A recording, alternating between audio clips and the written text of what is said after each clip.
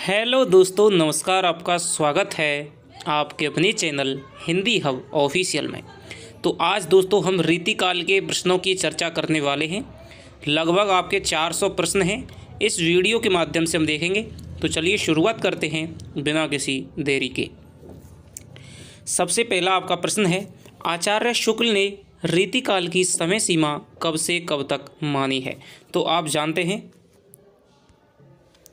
रीतिकाल की जो समय सीमा है दोस्तों, वो इन्होंने मानी है 1700 विक्रम संवत से 1900 विक्रम संवत तक। ठीक है, इसमें से यदि हम 57 घटा देंगे तो फिर आपका क्या है, सन निकल आएगा। इनमें से कौन सा नाम रीतिकाल का नहीं है? तो उत्तर मध्यकाल, पूर्व मध्यकाल, श्रृंगार काल, अलंकृत काल। तो अलंकृत काल है, श्रृंगार काल है, उत्तर मध्यकाल है, लेकिन दोस्तों जो पूर्व मध्यकाल है वो आपका भक्ति काल का नाम है। हिंदी के किस काल में लक्षण ग्रंथों का निर्माण हुआ था? आधुनिक काल, भक्ति काल, रीतिकाल, आदिकाल। तो इसका उत्तर हो जाएगा आपका रीतिकाल में। रीतिकाल को आचार्य विश्वनाथ प्रसाद मिश्र ने क्या नाम दिया है? तो रीतिकाल को दोस्तों इन्होंने क्या कहा है? श्रृंगार काल कहा है आचार्य विश्वनाथ प्रसाद ने। रामाशंकर शुक्ल रसाल ने दोस्तों क्या कहा है? कलाकाल की संज्ञा दी है। मिश्र बंधुओं ने अलंकृत काल की संज्ञा दी है। ठीक है, शुक्ल जी ने उत्तर मध्य काल की या रीतिकाल की संज्ञा दी है। तो इस प्रकार से आप याद रखिएगा। लक्षण ग्रंथों का निर्माण करने वाले कवियों को क्या कहा जाता था? तो लक्षण ग्रंथों का जो निर्माण करते थे उनको दोस्तों क्या है, आचार्य की उपाधि से विभूषित किया जाता था। रीति निरूपण का अर्थ क्या है? काव्यांग निरूपण, श्रृंगार वर्णन, विधि विधान, शैली चित्रण। तो इसका जो उत्तर हो जाएगा दोस्तों वो हो जाएगा काव्यांग निरूपण। यानी कि आपके अलंकार हैं, रस है, नायक नायिका भेद है, इस प्रकार का विभिन्न काव्यांगों का छंद, अलंकार, गुण, ठीक है, इस प्रकार का विभिन्न काव्यांगों का निरूपण करते हुए लक्षण ग्रंथों की रचना करना ही दोस्तों क्या है, रीति निरूपण है। और रीति की परिभाषाएं भिन्न भिन्न विद्वानों के अनुसार अलग अलग दी हैं। कि मिश्रबंधु कहते हैं कि जिस प्रकार आचार्य लोक कविता करने की रीति सिखलाते हैं उससे ये दिखलाते हैं कि अमुक अमुक प्रकार के वर्णनों में अमुक अमुक प्रकार की चीज़ें निहित होनी चाहिए या फिर वो जरूरी होनी चाहिए। ठीक है, रीति निरूपण तो ये तो हमने देख लिया। आचार्य शुक्ल ने रीतिकाल का प्रवर्तक किसे माना है?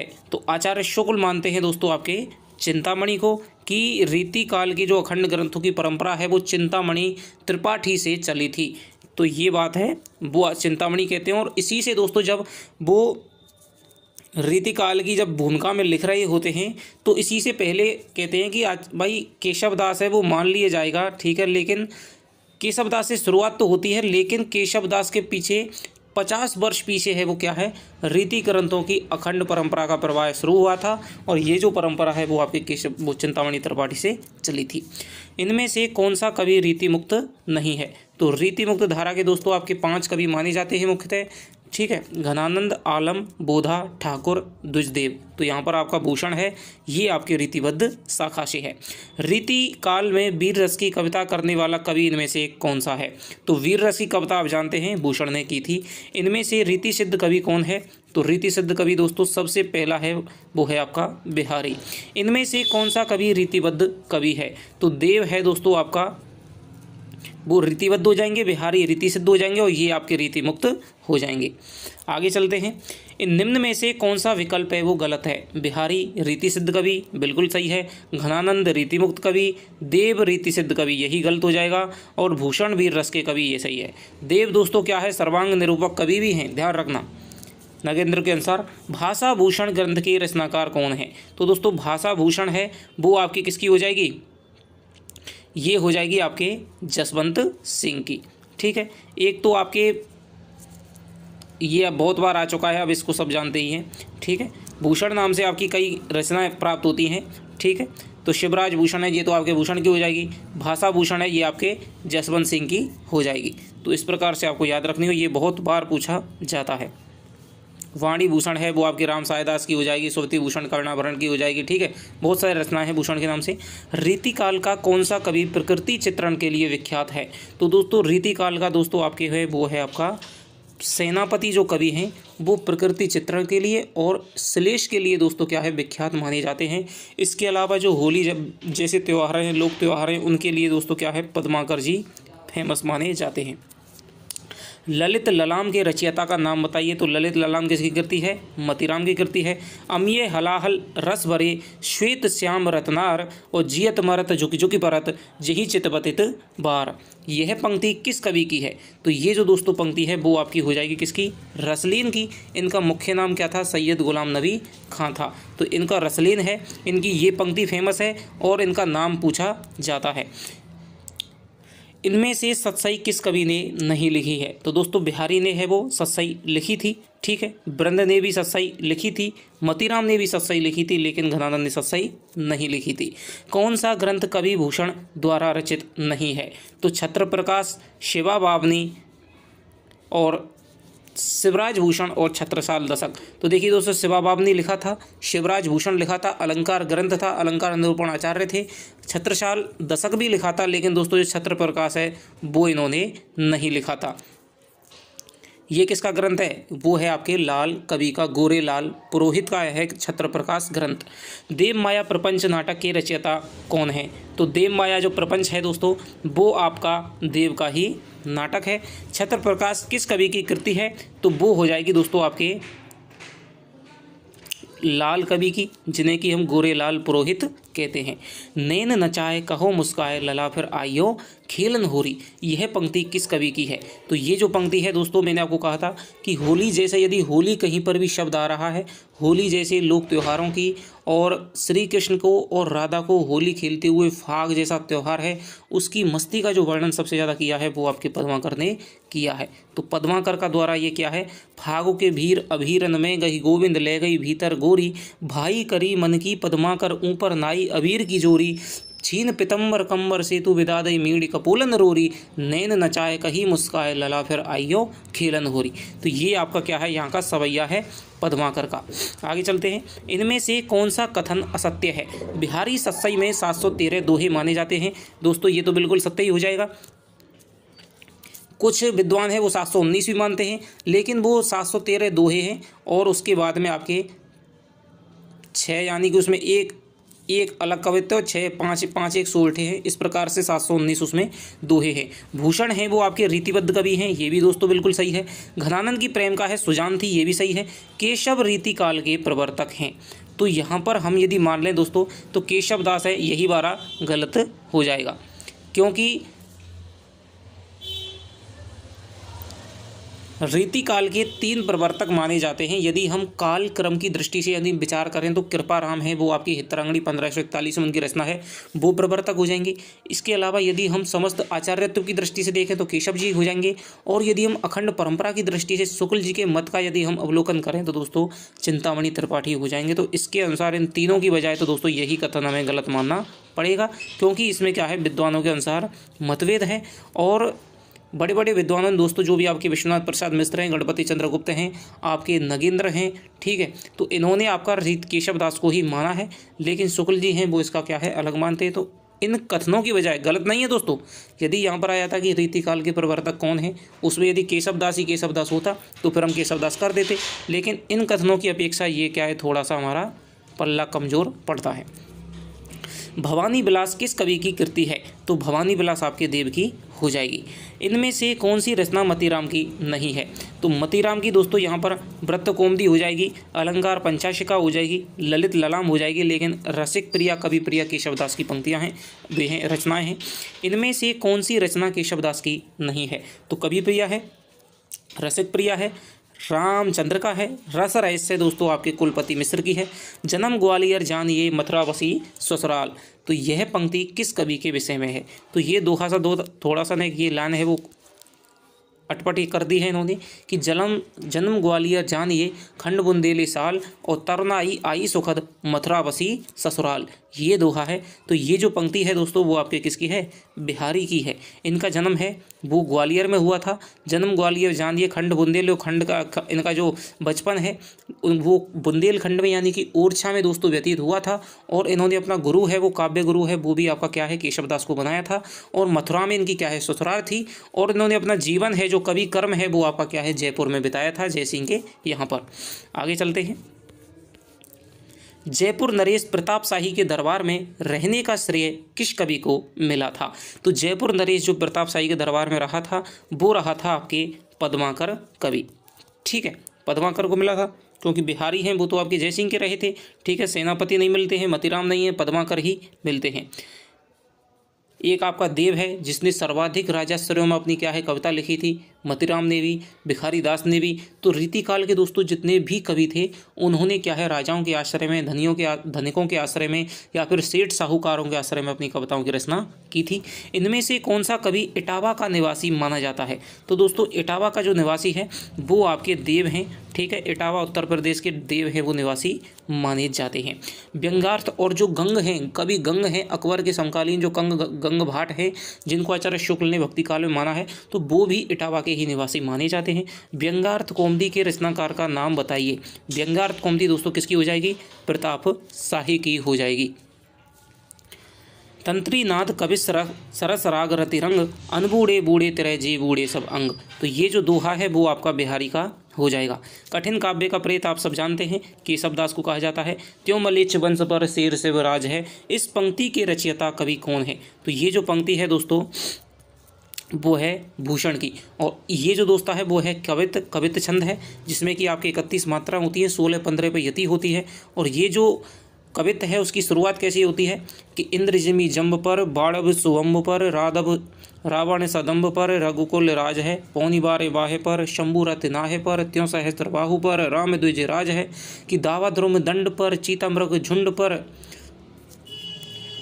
दावा ध्रुम दंड पर, चीतामृग झुंड पर, भूषण बितुंड पर, शेर शिवराज है, भूषण बितुंड पर जैसे मृग राज है, और तेजतम अंश पर, काने जिमी कंस पर, त्यों मलेच्छ वंश पर, शेर शिव राज है। तो ये जो पंक्ति है वो इंद्रजिमी जम्ब पर, बाड़ब सुहम्ब पर, ये पंक्ति देकर के ज़्यादा पूछी जाती है। ये किस कवि की है? तो वो भूषण की हो जाएगी। हिंदी में लक्षण ग्रंथों की परिपाटी पर रचना करने वाले जो सैकड़ों कवि हुए हैं वे आचार्य कोटि में नहीं आते, वे कवि ही हैं। ये कथन किसका है? तो दोस्तों आचार्य शुक्ल की बातों में क्या है, अलग ही प्रकार का क्या है, एक वाणी का क्या है सौंदर्य है जो उनके कथनों से दिख जाता है। आचार्य शुक्ल का ये कथन हो जाएगा। हिंदी में लक्षण ग्रंथों की परिपाटी पर रचना करने वाले सैकड़ों कवि हुए हैं। यानी लक्षण ग्रंथों की रचना तो बहुत सारे कवियों ने की थी, लेकिन आचार्य शुक्ल वास्तव में उनको लक्षण ग्रंथकार नहीं मानते हैं। कुछ एक कवि ही ऐसे हैं जो कवि भी थे और लक्षण ग्रंथकार भी थे। जैसे कि आपके मान लीजिए आपके भूषण हैं, तो भूषण ने भी लक्षण ग्रंथ अलंकार शिवराज भूषण की रचना की थी, लेकिन कवि के रूप में इन्हें ज़्यादा प्रसिद्धि मिली, लक्षण ग्रंथकार के रूप में कम। भिखारी दास है, देव है आपका, ठीक है, आपका जसवंत सिंह है। तो ये ही आपके क्या है प्रमुख लक्षण ग्रंथकार हुए हैं।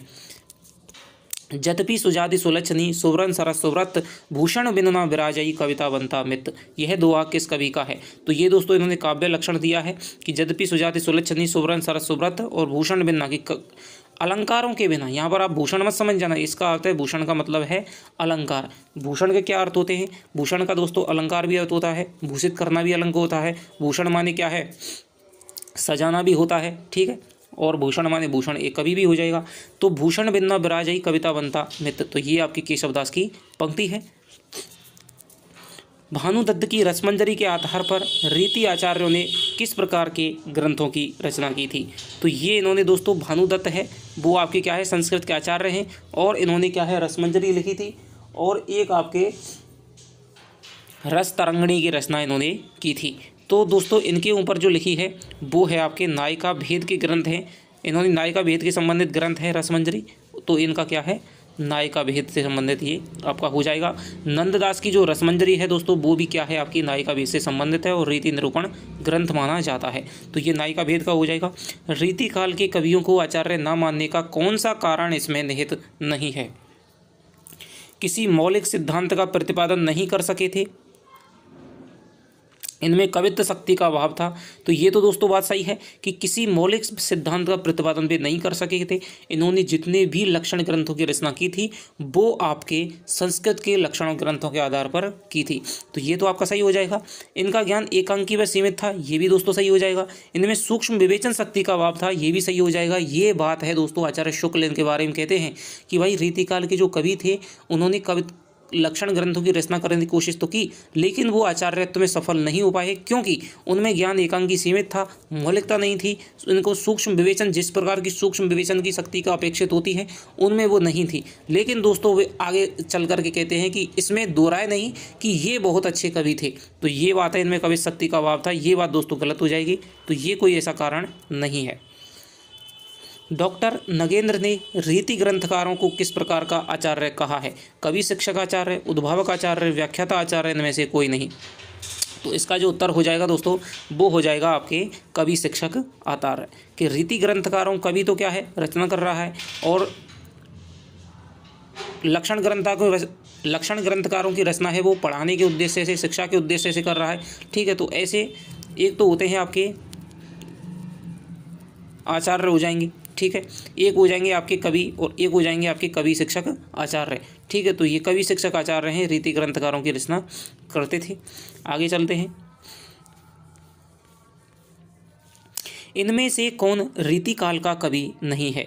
तो देखते हैं दोस्तों, इनमें से याकूब खां, रस खान, दूल है, बेनी कवि। तो याकूब खां है, दूल है कवि कुल कंठावंत का, बेनी कवि है, बेनी प्रवीण, और यहाँ पर रस खान है दोस्तों, वो आपका क्या है, भक्ति काल के कवि हो जाएंगे। इत आवति चली जात उत छली छसातक सात, यह पंक्ति किस कवि की है? तो ये जो पंक्ति हो जाएगी दोस्तों वो हो जाएगी आपके बिहारी की। ठीक है, यहाँ पर क्या है, किसी नायिका की क्या है, उन्होंने चाल का वर्णन इसमें किया है। इनमें से कौन सी विशेषता सामान्यतः रीतिकालीन काव्य की नहीं है? तो देखिएगा, रीति निरूपण बिल्कुल है, चमत्कार प्रदर्शन भी है, श्रृंगार रस की प्रमुखता भी है, लेकिन राष्ट्रीय भावना यहाँ पर देखने को नहीं मिलती है। लेकिन दोस्तों जैसे कि भूषण जैसे कवि हैं उनमें ही राष्ट्रीय भावना थोड़ी सी देखने को मिलती है। बनन में बागन में बग रयो बसंत है, तो बसंत ऋतु का वर्णन, और आपके किसका वर्णन, होली का फाग शब्द यदि जहाँ पर आ जाए, पद्माकर को दोस्तों फाग शब्द है वो बहुत ही पसंद है, तो बनन में बागन में बगरियो बसंत है, ये जो पंक्ति है वो आपकी किसकी हो जाएगी, पद्माकर की हो जाएगी। तन रनित भृंग घंटावली झरति दान मधुनीर में किस ऋतु का वर्णन है, वो बिहारी ने किया है। तो इसमें आपके बसंत ऋतु का वर्णन है वो बिहारी करते हैं। भाषा के लक्षक एवं व्यंजक बल की सीमा कहाँ तक है, इसकी पूरी परख इन्हीं को थी। आचार्य शुक्ल ने इस कथन में इन्हीं शब्द किस कवि के लिए प्रयुक्त किया है? तो लक्षक और दोस्तों व्यंजक बल की सीमा किसको कह सकते हैं, ये कह सकते हैं आपके लक्षक, लाक्षणिक प्रयोग और मूर्ति वैचित्र्य का कवि किसको कहा है, घनानंद को कहा है। प्रेम मार्ग का ऐसा धीर प्रवीण जमादानी का ऐसा दावा रखने वाला ब्रजभाषा का कोई दूसरा कवि नहीं हुआ, यह कथन किस आलोचक का है? तो ये दोस्तों घनानंद के बारे में किसने कहा है, आचार्य शुक्ल ने कहा है। अति सूदो संधे को मार्ग है जाने को सयान बांक नहीं, ये जो पंक्ति है वो आपके घनानंद की हो जाएगी। यह प्रेम को पंथ कराल महा तलवार की धार पे धावनो है, ये जो पंक्ति है वो भी आपके क्या है, बोधा की दोस्तों ये आपके हो जाएगी। ठीक है, ध्यान रखना ये पंक्ति किसकी है, बोधा की है, कि एक आग का दरिया है और डूब के जाना है, तो एक तलवार की क्या है, धार है, और प्रेम क्या है, उस पर चलने के समान माना जाता है। नैनन में जो सदा रहते तिनकी अब कान कहानी सुनो करें, तो ये जो दोस्तों इस पंक्ति के रचयिता हो जाएंगे वो हो जाएंगे आपके कवि आलम हो जाएंगे। ये आपका सवैया है, और सवैया किस प्रकार है कि जौन से खेल, थोड़ा याद नहीं आ रहा है। इनमें से कौन सा ग्रंथ केशव का नहीं है? तो यहाँ पर देखिए, विज्ञान गीता है, जहांगीर जसचंद्र का है, रतन बावनी है, लेकिन दोस्तों जो भाषा भूषण है वो आपके क्या है, जसवंत सिंह का हो जाएगा। तो आगे चलते हैं।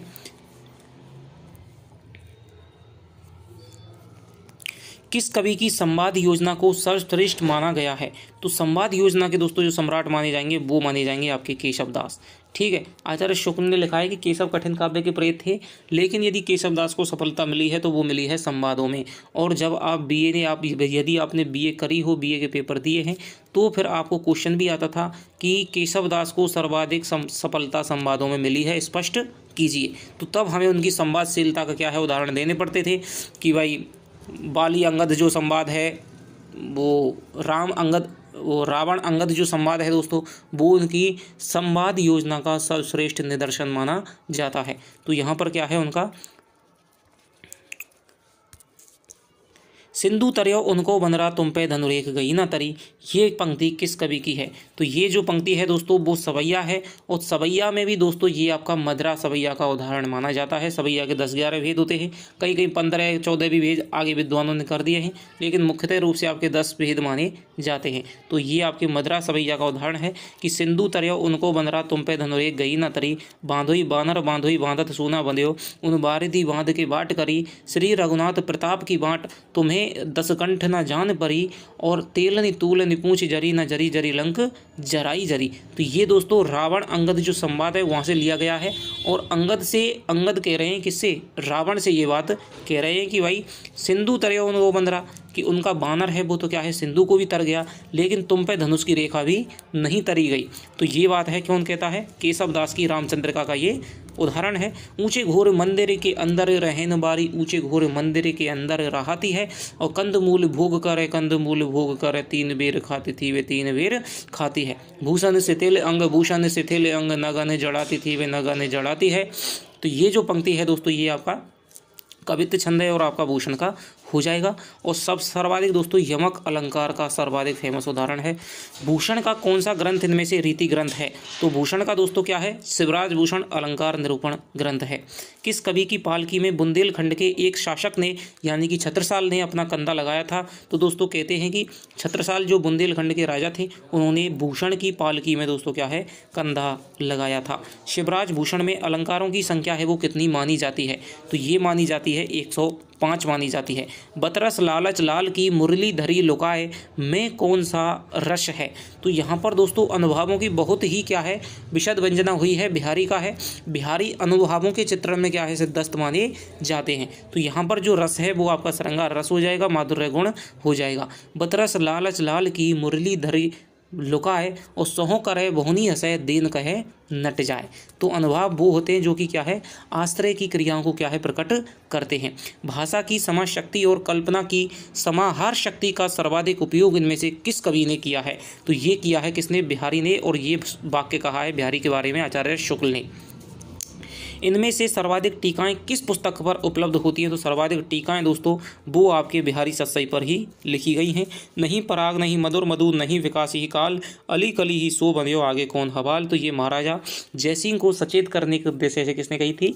बिहारी ने कही थी। अब दोस्तों मैं एक एक क्वेश्चन पर आपको क्या है 10-10 मिनट बोल सकता हूँ, लेकिन उससे फ़ायदा ये नहीं है क्योंकि वीडियो बहुत लंबी हो जाएगी, फिर आपको 2 या 3 वीडियो मिलेंगे। 4 से क्वेश्चन है तो मैं आपका थोड़ा सा आपको क्या है फास्ट में आपको करवाता हूँ। लक्षण ग्रंथकारों की परंपरा में अंतिम प्रसिद्ध कवि इनमें से कौन है? तो अंतिम प्रसिद्ध कवि हैं दोस्तों वो हो जाएंगे आपके पद्माकर हो जाएंगे। आगे चलते हैं। इश्क लता के रचनाकार हो जाएंगे घनानंद हो जाएंगे। तुलसी कंग दोबो भये सुकविन के सरदार, ठीक है। भाषा इनके काव्य में मिली है विविध प्रकार, तो ये आपकी हो जाएगी भिखारी दास की हो जाएगी। आगे चलते हैं। पद्माकर कृत पद्माभरण का वर्ण विषय क्या है? तो इसका जो वर्ण विषय हो जाएगा वो हो जाएगा अलंकार निरूपण। पर इनके दोस्तों 2 हैं, एक तो अलंकार ये पद्माभरण है और एक आपका क्या है जगत विनोद हो जाएगा, जो कि इन्होंने जगत सिंह के आधार में लिखा था। और रीति मुक्त धारा में इनमें से कौन सी किसे प्रमुखता मिली है? तो रीति मुक्त धारा में किसको मिली है दोस्तों? रीति निरूपण श्रृंगार रस चित्रण को प्रमुखता मिली है। रीति काल के किस कवि ने श्रृंगार वीर और भक्ति रस की रचनाएं लिखी हैं? तो श्रृंगार की भी लिखी है, वीर की भी मिली है और भक्ति की भी लिखी है, तो दोस्तों पद्माकर की है।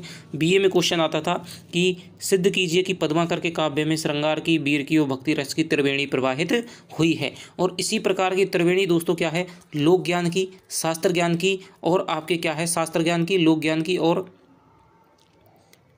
शास्त्र ज्ञान, शास्त्र हो गया आपका, लोक ज्ञान हो गया और आपका काव्य ज्ञान हो गया, ठीक है। तो इन तीनों की जो त्रिवेणी है, तीनों का जो अद्भुत संबंध है वो आपके क्या है बिहारी के काव्य में देखने को मिलता है।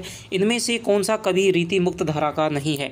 तो यहाँ पर देखते हैं हम आलम बोधा ठाकुर, तो रसलीन इसका उत्तर हो जाएगा।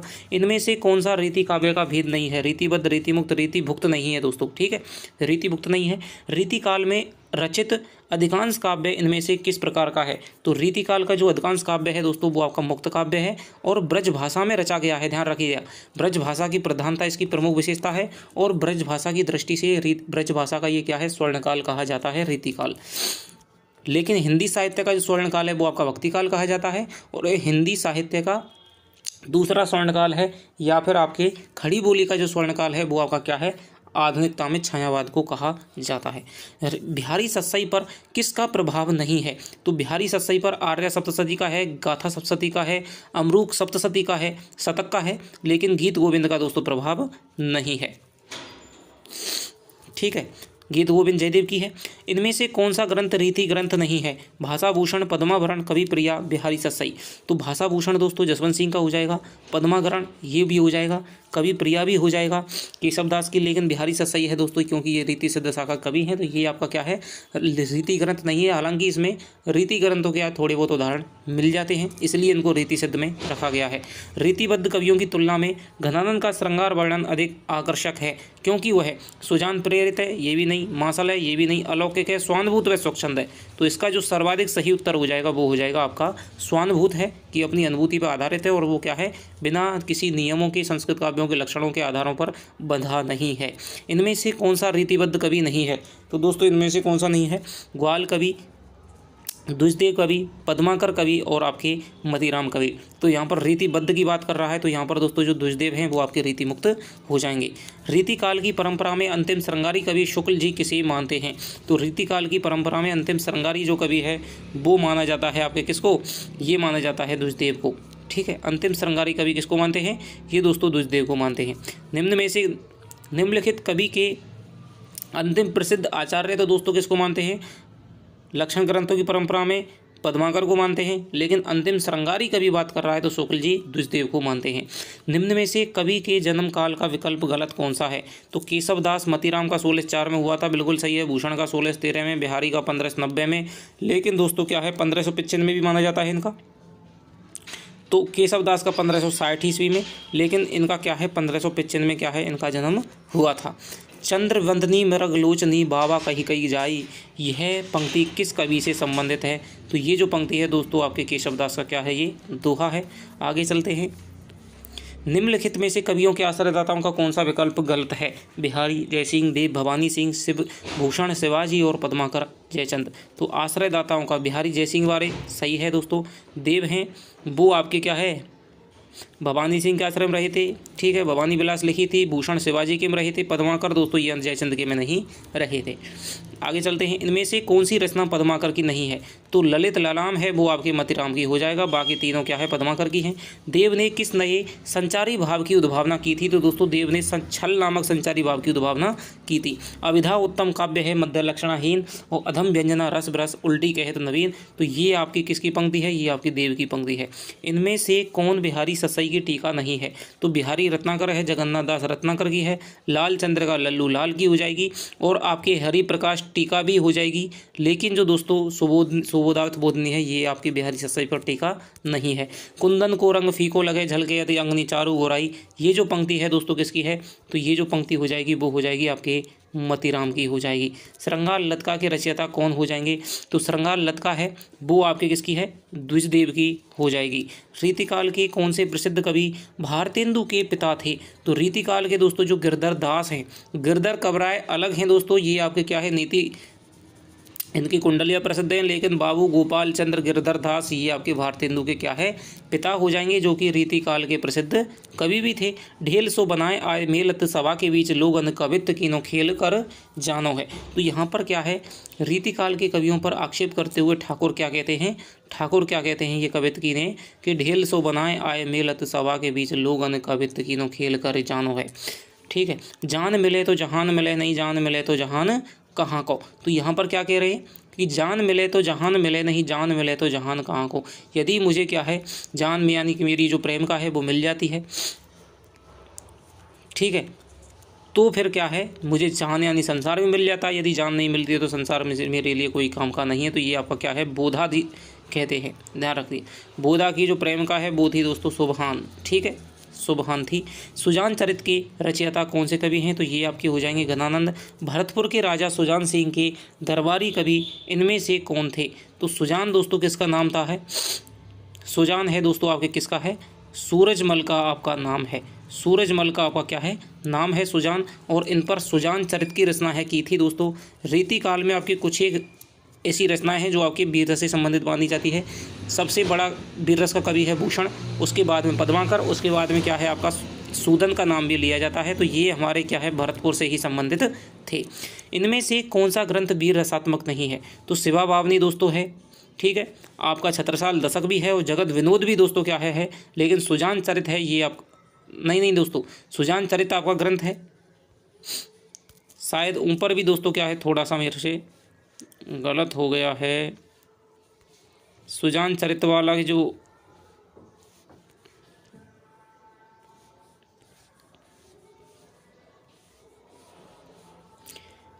तो ये वाला मैं बता रहा हूँ, ये मैंने क्या है सुजान चरित, देखिए जल्दी में मैंने क्या है गदानंद कर दिया, तो ये सूदन की रचना हो जाएगी सुजान चरित, ध्यान रखना, ठीक है। सुजान नाम किसका था? सूरजमल का नाम था सुजान, और उसका चरित्र देखा था इन्होंने क्या है कि सुजान ने क्या है, सूदन ने इनका क्या है, बहुत बड़ा ग्रंथ है ये आपका कवि सूदन का। आगे चलते हैं, तो इनमें से कौन सा ग्रंथ है वो वीर रसात्मक नहीं है? तो दोस्तों शिवा बावनी है, ठीक है, जिसमें 52 छंद हैं, सुजान चरित भी है और छत्रसाल दशक भी है। लेकिन दोस्तों जो जगत विनोद है वो आपका क्या है, आपका रीति निरूपण ग्रंथ है जगत विनोद, ठीक है। तो क्वेश्चन पढ़ना भी बहुत जरूरी है, ध्यान से। पौन भया करी घूंघट टरे, दया करी दामनी दीप दिखावे, यह पंक्ति किस कवि की है? तो दोस्तों बहुत ही क्या है अच्छी पंक्ति है, थोड़ी सी आपका अंदर से है। तो ये जो पंक्ति हो जाएगी वो हो जाएगी आपके नागरी दास की, भक्त सावंत नागरी दास की हो जाएगी, जो कृष्ण कवि थे। पृथ्वी सिंह इनमें से किस कवि का वास्तविक नाम था? तो जो पृथ्वी सिंह है वो आपके हो जाएगा दोस्तों रसनिधि हैं, इनका नाम क्या था? पृथ्वी सिंह था। ये साक्षात रसमूर्ति और ब्रजभाषा के प्रधान स्तंभों में से हैं। यह उक्ति आचार्य शुक्ल ने किस कवि के बारे में कही है? तो ये जो उक्ति है वो कही है इन्होंने किसके बारे में? घनानंद के बारे में। छत्र प्रकाश के रचयिता किस कवि को माना जाता है? तो लाल कवि गोरीलाल पुरोहित। छत्र प्रकाश किस प्रकार का काव्य है? तो दोस्तों छत्र प्रकाश है वो आपका हो जाएगा किसका? चरित काव्य हो जाएगा। छंदों की विविधता केशव की किस रचना में मिलती है? तो छंदों की विविधता है वो आपकी किस में मिलती है? छंदों का अजायब घर कहा जाता है रामचंद्र का को। रीति काल में राष्ट्रीयता की भावना जागृत करने वाला कवि कौन सा है? तो राष्ट्रीयता की भावना करी थी भूषण ने। बिहारी सत्सई इनमें से किस वर्ग में आता है? तो बिहारी सत्सई है वो आपके किस में आ जाएगा? ये आ जाएगा दोस्तों आपके मुक्तक काव्य में आ जाएगा, ठीक है, क्योंकि इसका एक हर एक दोहा क्या है? गुलदस्ता है, ठीक है। घनानंद को अमर करने वाली रचना का क्या नाम है? तो घनानंद को किसने किया था? कवि संग्रह नहीं, सुजान सागर, सुजान चरित्र। तो इसका जो उत्तर हो जाएगा वो हो जाएगा आपके सुजान सागर हो जाएगा। लोग हैं लागी कवित्व बनावत, मोही तो मेरे कवित्व बनावत। तो ये किसकी प्रसिद्ध पंक्ति है? ये हो जाएगी आपके घनानंद की। चंडी चरित्र किस रीतिकालीन कवि की रचना है? तो गुरु गोविंद सिंह की। एक तो आपका चंडी चरित्र हो जाएगा, एक आपका पद्माकर यानी गुरु गोविंद सिंह जी का चंडी चरित्र, एक आपका पद्माकर, एक आपका भूषण और एक आपका क्या है जो सूदन है। ये आपके वीर रस के दोस्तों प्रमुख कवि माने जाते हैं। थोड़ा सा आपका क्या है ये छत्र प्रकाश वाला ग्रंथ भी है। इनमें से कौन सा अलंकार ग्रंथ नहीं है? तो भाषा भूषण दोस्तों, पद्माभरण, वाणी भूषण और रस रहस्य। तो यहाँ पर अलंकार से संबंधित ग्रंथ पूछ रहा है, तो इसका जो उत्तर हो जाएगा वो हो जाएगा रस रहस्य, क्योंकि वाणी भूषण भी है, पद्माभरण भी है और भाषा भूषण भी है जसवंत सिंह का, ठीक है। वाणी भूषण राम साईदास का, रस रहस्य दोस्तों कुलपति मिश्र का है। रस से संबंधित ये ग्रंथ है। गिरधर कविराय की रचनाएं किस छंद में हैं? तो मैंने आपको बताया था कुंडलीय छंद इनका प्रसिद्ध है। कवित्र रत्नाकर किसकी रचना है? तो ये आपके सेनापति की रचना हो जाएगी। कवित्र रत्नाकर का प्रमुख प्रतिपाद्य क्या है? तो कवित्र रत्नाकर है दोस्तों, इसमें क्या है जो भक्ति भावना राम का वर्ण, राम की भी कथा तो इसमें देखने को मिलती है, ठीक है। भक्ति भावना इसका क्या है? प्रतिपाद्य माना जाता है। कविराज शिरोमणि की पदवी इनमें से किसको प्राप्त थी? तो ये थी आपको किसको? पद्माकर को कविराज शिरोमणि कहा जाता था। इनमें से देव की रचना कौन सी नहीं है? तो दोस्तों यहाँ पर शब्द रसायन हो जाएगा, ठीक है। भवानी विलास भी हो जाएगा, देव शतक, सुजान चरित। तो यहाँ पर जो उत्तर हो जाएगा वो हो जाएगा आपके सुजान चरित हो जाएगा दोस्तों। तो सुजान चरित आपकी हम देखते आ रहे हैं सूदन की है, देव शतक हो जाएगी। तो यह सुजान चरित। अष्टयाम किसकी रचना है? तो अष्टयाम दोस्तों इन विकल्पों के आधार पर आपके देव की रचना है। हालांकि भक्ति काल में भी कई अष्टयाम लिखे गए थे, ठीक है, जिसमें आपकी क्या है 8 पैरों की किसी की क्या है, चाहे वो राम हो चाहे वो कृष्ण हो, उनकी क्या है दिनचर्या का वर्णन किया जाता है, तो उसको अष्टयाम कहते हैं, 8 यामों की। देव हो जाएगा। व्रत कौमुदी के रचनाकार कौन हो जाएंगे? व्रत कौमुदी किसकी हो जाएगी? तो व्रत कौमुदी दोस्तों हो जाएगी आपके मतीराम की हो जाएगी। व्रत कौमुदी का वर्ण विषय क्या है? जहाँ पर दोस्तों व्रत आ जाए, छंद आ जाए, पिंगल आ जाए, वहाँ पर हो जाएगा आपका छंद शास्त्र हो जाएगा। रीतिकालीन कवियों का छंद निरूपण किससे प्रभावित है? तो रीतिकालीन जो छंद कवियों का छंद निरूपण है वो आपके प्रभावित है व्रत रत्नाकर से। ठीक है, व्रत रत्नाकर से इन्होंने प्रभावित है। रामचंद्रावरण, रामचंद्रभूषण, रामालंकार नामक अलंकार ग्रंथ किस रीतिकालीन कवि की रचनाएं हैं? तो ये जो दोस्तों कवि है वो हो जाएंगे आपके, कौन कवि हो जाएंगे? ये हो जाएंगे आपके रामचंद्रावरण, रामचंद्रभूषण और रामालंकार नामक ग्रंथ किस रीतिकालीन कवि की रचनाएं हैं? तो ये आपके गोप कवि की रचनाएं हो जाएंगी, ध्यान रखना। अलंकार चंद्रोदय नामक ग्रंथ के रचयिता कौन है? तो इसका जो उत्तर हो जाएगा वो हो जाएगा आपके रसिक सुमति हो जाएगा अलंकार चंद्रोदय। निम्नलिखित विकल्पों में से कौन सा विकल्प गलत है? तो मतीराम का दोस्तों जगत विनोद यही गलत हो जाएगा। जसवंत सिंह का भाषाभूषण सही है। पद्माकर का जगत विनोद हो जाएगा और गोप का रामचंद्रावरण हो जाएगा। ठीक है, अलंकार पंचाशिका किस रीतिकालीन कवि द्वारा रचित अलंकार ग्रंथ है? तो अलंकार पंचाशिका हमने ऊपर भी देखा था, तो अलंकार पंचाशिका किसका हो जाएगा? मतीराम का हो जाएगा। केशव किस प्रकार के आचार्य कवि माने जाते हैं? रसवादी, रीतिवादी, वक्रोक्तिवादी, अलंकारवादी। तो दोस्तों भूषण बिना विराज वही कविता बनता मित्र, तो ये क्या है? अलंकारवादी आचार्य माने जाएंगे। बार वधु विनोद नामक रीति ग्रंथ के रचयिता कौन है? तो बार वधु विनोद है वो आपके कालिदास त्रिवेदी की आपकी क्या है? रचना है। बार वधु विनोद का वर्ण विषय क्या है? तो यहाँ पर आपका वर्ण विषय हो जाएगा नायिका भेद हो जाएगा, कालिदास त्रिवेदी। ठीक है, रसराज के रचयिता कौन हो जाएंगे? तो रसराज के रचयिता हो जाएंगे आपके मतीराम हो जाएंगे। ठीक है, तो 116 का उत्तर क्या हो जाएगा? मतीराम हो जाएगा। रसराज का वर्ण विषय इनमें से क्या है? तो रसराज का वर्ण विषय हो जाएगा आपकी श्रृंगार रस एवं नायक नायिका भेद, श्रृंगार रस अलंकार हो जाएगा। तो इसका जो वर्ण विषय हो जाएगा वो हो जाएगा श्रृंगार रस और नायक नायिका भेद हो जाएगा। रसभूषण, तो देखिए आपने कई भूषण नाम के ग्रंथ, वाणी भूषण है, भाषाभूषण है, शिवराज भूषण है, रसभूषण है, कर्णाभूषण है। ठीक है, तो रसभूषण के दोस्तों जो ग्रंथकार के रचनाकार हो जाएंगे वो हो जाएंगे आपके याकूब खां। ठीक है, रसभूषण का वर्ण विषय इनमें से क्या है? अलंकार विशेषण, रस विवेचन, श्रृंगार रस एवं नायिका भेद, इनमें से कोई नहीं। तो इसका जो वर्ण विषय हो जाएगा वो हो जाएगा आपके श्रृंगार रस एवं नायिका भेद हो जाएगा। इनमें से कौन सा विकल्प है वो गलत है? पद्माकर का भाषाभूषण, तो यही दोस्तों इनमें से क्या है? गलत हो जाएगा। रसलीन का अंगदर्पण है तो उसका सुधानिधि है, और सब याकूब खां का रसभूषण हो जाएगा। तो पद्माकर का क्या है? भाषाभूषण। ये आपका किसका है? जसवंत सिंह का हो जाएगा। नवरस तरंग नामक ग्रंथ के रचयिता कौन है? तो नवरस तरंग किसकी है? ये हो जाएगी आपकी बेनी प्रवीण की। ठीक है, इनमें से कौन सा कवि मुसलमान है? तो यहाँ पर आपके रसलीन है, सैयद गुलाम नबी, मैंने आपको बताया था इनका क्या नाम है, ये आपके मुसलमान हो जाएंगे। सैयद गुलाम नबी का उपनाम क्या था? तो ये आपका रसलीन नाम से काव्य रचना करते थे। किस कवि ने जयपुर नरेश प्रताप सिंह, सतारा नरेश रघुनाथ राव, ग्वालियर नरेश दौलतराव सिंधिया के आश्रय में रहकर के काव्य रचना की थी? तो इन्होंने आपके जयपुर नरेश प्रताप सिंह, सतारा नरेश रघुनाथ राव और ग्वालियर नरेश दौलतराव सिंधिया के आश्रय में रहकर के रचना की थी। तो ये कवि हो जाएंगे आपके पद्माकर ने। ठीक है, पद्माकर ने क्या है? काव्य रचना इस प्रकार से की थी। तो दोस्तों यदि आप हमारे चैनल पे नए हैं और आपको हमारी क्या है थोड़ी सी मेहनत है वो आपको पसंद आ रही है, तो चैनल को दोस्तों सब्सक्राइब कर लीजिएगा। ठीक है, जिससे कि हर वीडियो आप देख सकते हैं, जो भी हमसे सहायता हो सके वो आपके लिए की जाएगी। और यदि आप टेलीग्राम से नहीं जुड़े हैं तो वहाँ पर भी आपको डिस्क्रिप्शन में लिंक मिल जाएगा, वहाँ से आप जुड़ सकते हैं। और लगातार आपने जिन भी रचनाओं को नहीं पढ़ा है तो सबसे अच्छे तरीके से दोस्तों हिंदी हब ऑफिशियल पे रचनाएं कराई गई हैं और क्वेश्चन आंसर भी कराए गए हैं। तो थोड़ा सा आप चैनल पे ओके करके, और वहाँ पर प्लेलिस्ट बनी हुई है हर विषय की, तो थोड़ा सा 5 मिनट दे करके यदि आप चैनल पे प्लेलिस्ट देखेंगे तो आपको सारी चीज़ें वो मिल जाएगी। इनमें से कौन सा विकल्प कवियों के जन्म काल के अनुसार सही है? तो पद्माकर का, केशव का दोस्तों 1595, यही गलत हो जाएगा। ठीक है, मतीराम का 1604, ये दोस्तों यहाँ पर क्या है? सही हो जाएगा।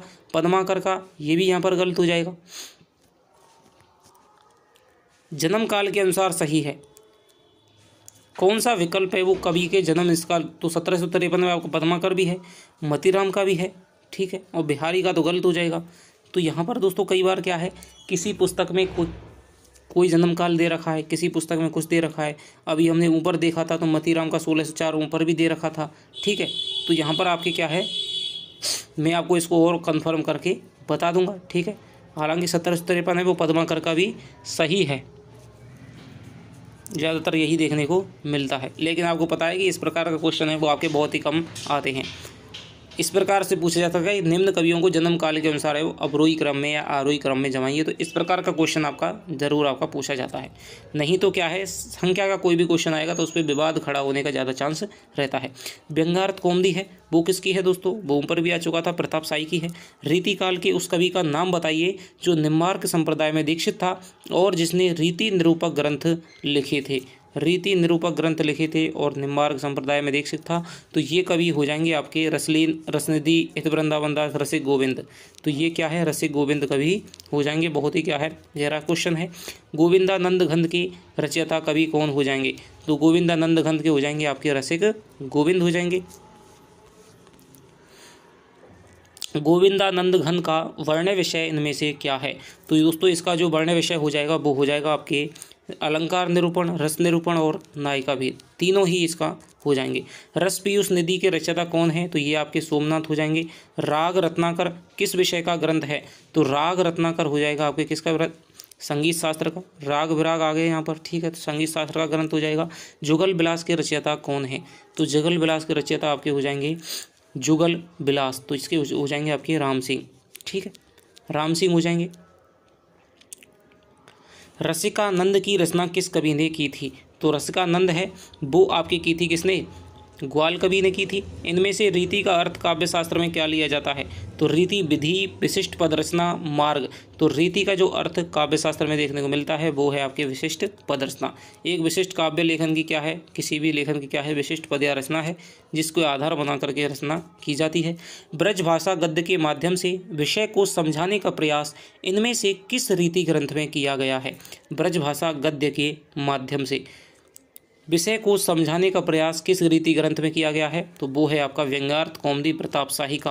को कितेक उपाय करो कहूँ होत है आपने पिए पर आए, तो ये दोस्तों पंक्ति है वो आपकी बहुत प्रसिद्ध है और लगातार आपकी क्या है पूछी जाती रही है। तो इसके वो हो जाएंगे मती राम हो जाएंगे, ठीक है। मतीराम दोस्तों अपनी क्या है भाषा की सहजता सरलता के लिए विख्यात माने जाते हैं। रसविलास का मूल प्रतिपाद्य क्या है, तो रसविलास का दोस्तों क्या हो जाएगा, रस हो जाएगा। सूरजमल की वीरता का वर्णन किस ग्रंथ में किया गया है, तो अब आप ये जान गए होंगे कि सुजान चरित्र नामक जो ग्रंथ है कवि सूदन का, उसमें सूरजमल का ही नाम क्या है, सुजान है, ठीक है। सुजान चरित्र इसलिए दिया जाता है क्योंकि घनानंद की प्रेमिका का नाम सुजान था, ठीक है, और उसके चक्कर में इसको क्या है हम गलत कर देते हैं, बहुत अच्छे अच्छे पढ़े लिखे। राधा सुधा शतक के रचनाकार कौन हो जाएंगे, तो राधा सुधा शतक है वो आपकी किसकी हो जाएगी, श्री हरि जी की हो जाएगी। किस कवि की नीति कुंडलिया ग्राम ग्राम में प्रसिद्ध हैं, तो ये आपकी हो जाएगी नीति कुंडलिया दोस्तों किसकी हो जाएंगी, गिरधर कबराई की हो जाएगी। बिहारी सस्सई को सैकड़ों वर्षों से रसिकों के हृदय का हार किस आलोचक ने माना है, तो ये दोस्तों बहुत ही प्रसिद्ध है और ज़्यादातर इसमें क्या है शुक्ल का हमें भ्रम हो जाता है, लेकिन इसका दोस्तों रसिकों का क्या है कंठाहार माना है हजारी प्रसाद द्विवेदी ने। तंत्रीनाद कवित्रस ये आपके बिहारी की हो जाएगी।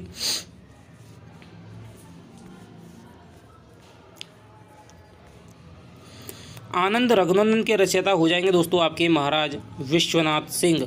रीतिकाल के उस कवि का नाम बताइए जो जाति का ब्राह्मण था किंतु किसी प्रेमिका के प्रेम के कारण उससे विवाह करने हेतु मुसलमान बन गया था।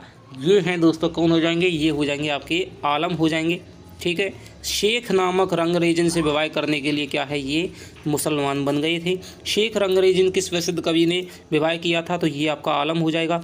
कनक छरी सी कामनी काहे को कटी छीन, ठीक है। तो ये जो पंक्ति है दोस्तों वो हो जाएगी आपकी किसकी, रसलीन की पंक्ति, रसलीन नहीं दोस्तों ये आपकी आलम की पंक्ति हो जाएगी, ठीक है। आलम जी क्या है थोड़ा सा ये क्या है शेख नाम रंगरेजन थी, कपड़ा रंगने का कार्य करती थी। इसको क्या है पंक्ति एक बार कपड़े दिए थे उसने रंग करके देख दिए थे तो फिर उन्होंने क्या है पंक्ति लिख करके भेजी थी दोहा। तो शेख रंगरेजन ने भी वापस में क्या है उसको पंक्ति से ही जवाब दिया था, तो इस प्रकार से दोहा बन गया है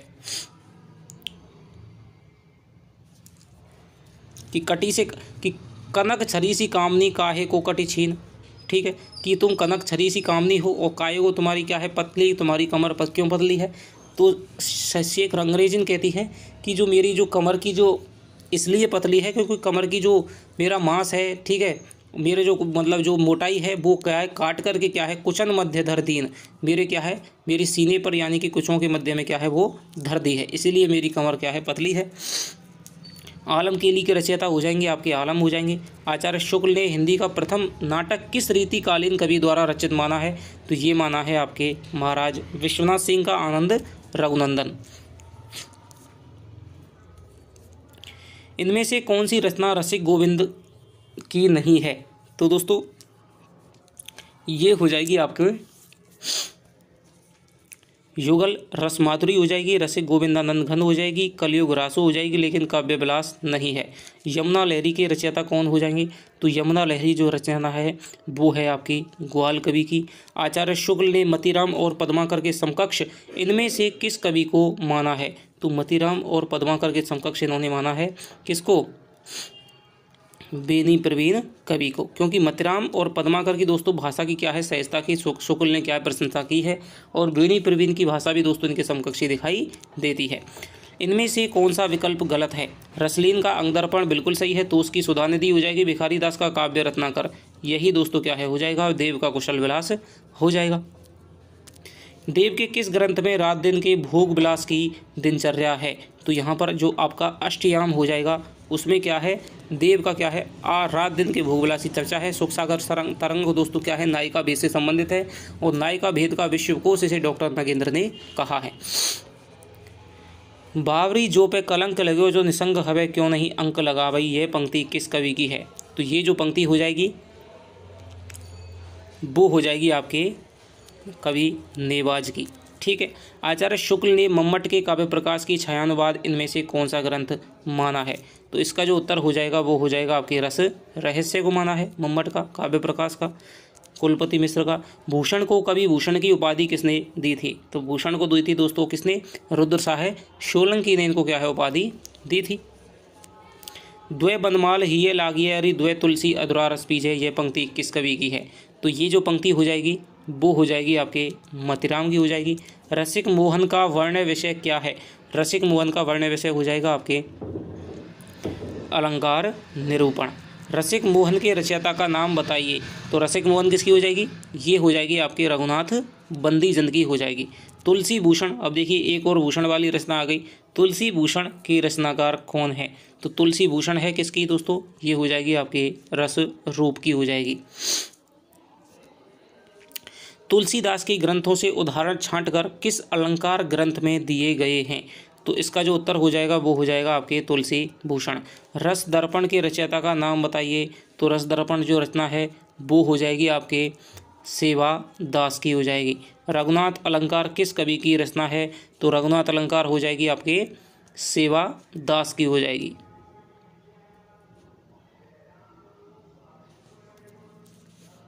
रसदर्पण और रघुनाथ अलंकार। व्रत विचार नामक छंद निरूपक रीति ग्रंथ किस कवि ने लिखा है? तो व्रत विचार हो जाएगी किसकी दोस्तों? सुखदेव मिश्र की हो जाएगी। व्रत कौमुदी मथुराम की है। राम सहाय द्वारा रचित अलंकार ग्रंथ कौन सा है? तो मैंने आपको बताया था राम सहाय ने क्या लिखा है? वाणी भूषण, क्योंकि राम जी की क्या है वाणी क्या है? बहुत ही कोमल है, सुंदर है। व्रत तरंगिणी के रचयिता का नाम बताइए। व्रत तरंगिणी के रचयिता का नाम बताइए। तो ये हो जाएगा क्या है? राम सहाय दास। इनमें से कौन सा ग्रंथ उनके कवि का विकल्प सुमेलित नहीं है? कवित्त रत्नाकर सेनापति हो जाएंगे। रसराज, तो यही दोस्तों क्या है? गलत हो जाएगा। रसराज किसकी है? मतीराम की हो जाएगी। वाणी भूषण राम सहाय दास। इश्कनामा बोधा की। एक है दोस्तों इश्क लता, ठीक है, ये हो जाएगी किसकी? घनानंद की। और इश्कनामा हो जाएगी किसकी? बोधा की। तो ये हो जाएगा आपका किसका कवि? रसराज हो जाएगा। आगे चलते हैं। रीतिकाल के प्रसिद्ध कवि महाराज विश्वनाथ सिंह कहाँ के थे? तो ये थे दोस्तों रीवा नरेश थे, महाराज विश्वनाथ सिंह थे।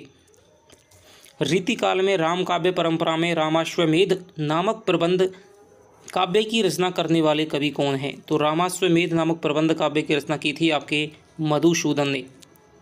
वणी ठणी जी किस रीतिकालीन कवि की उपपत्नी थी? तो ये आप जानते ही हैं सब, नागरिकदास की थी। ब्रजविलास के रचनाकार कौन है? तो ये दोस्तों ब्रजविलास के हैं ब्रजवासी दास। अनन्य निश्चयात्मक ग्रंथ के रचयिता कौन है? तो ये हो जाएंगे आपके भगवत रसिक हो जाएंगे अनन्य निश्चयात्मक के। अन्योक्ति कल्पद्रुम के रचनाकार कौन हो जाएंगे? तो अन्योक्ति कल्पद्रुम किसकी है? दीनदयाल गिरी की है। कौन सा कवि महाराज शिवाजी का पुत्र था? तो दोस्तों जो कवि नरपशंभु है वो आपके शिवाजी के पुत्र भी माने जाते हैं। ठीक है। अनूप शहर का रहने वाला इनमें से कौन सा कवि था? तो अनूप शहर का कवि हो जाएगा आपके सेनापति हो जाएगा। ठीक है। इनमें से कौन सा कवि शिवाजी के हाथों शाइस्ता खां की दुर्गति के लिए जिम्मेदार रहा है? तो ये दोस्तों बहुत ही क्या है, अच्छा क्वेश्चन है। तो जसवंत सिंह जो कवि है दोस्तों, शिवाजी के हाथों शाइस्ता खां की दुर्गति के लिए जिम्मेदार, जो कि मारवाड़ के प्रतापी राजा थे जसवंत सिंह भाषाभूषण के। भाषाभूषण में कितने दोहे हैं? तो ये दोस्तों बहुत ही क्या है, गहराई से क्वेश्चन पूछ लिया है। इसका जो उत्तर हो जाएगा वो हो जाएगा 212 दोहे हैं। और इन्होंने दोस्तों दोहों के माध्यम से ही क्या है विभिन्न अलंकारों को और विभिन्न अलंकारों के क्या है इन्होंने समझा दिया है। ठीक है। मतीराम कृत ललित ललाम पर किस संस्कृत ग्रंथ का प्रभाव दिखाई देता है? तो इस पर है दोस्तों आपके कुवलयानंद। ठीक है। जो कि क्या है, अप्यदीक्षित की रचना है। पद्माभरण की रचना कब की गई थी? तो पद्माभरण दोस्तों क्या है, रीतिकाल के अंतिम में आ जाएगा। तो रीति इसकी जो रचना की गई थी वो हो जाएगी आपकी 1810 में की गई थी। रीतिकाल को अलंकृत काल किसने कहा था? तो मिस्र बंधुओं ने क्या है, अलंकृत काल कहा था। भूले बरे सब एक सम जोनो बोलत ना ही। ठीक है। और ये दोस्तों क्या है, आगे है इसका क्या है कि भले बुरे सब एक सम, कि भले और बुरे तो एक सम होते हैं जब तक बोलते नहीं हैं। ठीक है। बसंत ऋतु आ जाती है तभी काक और क्या है पिक यानी कोयल का क्या है पता चलता है।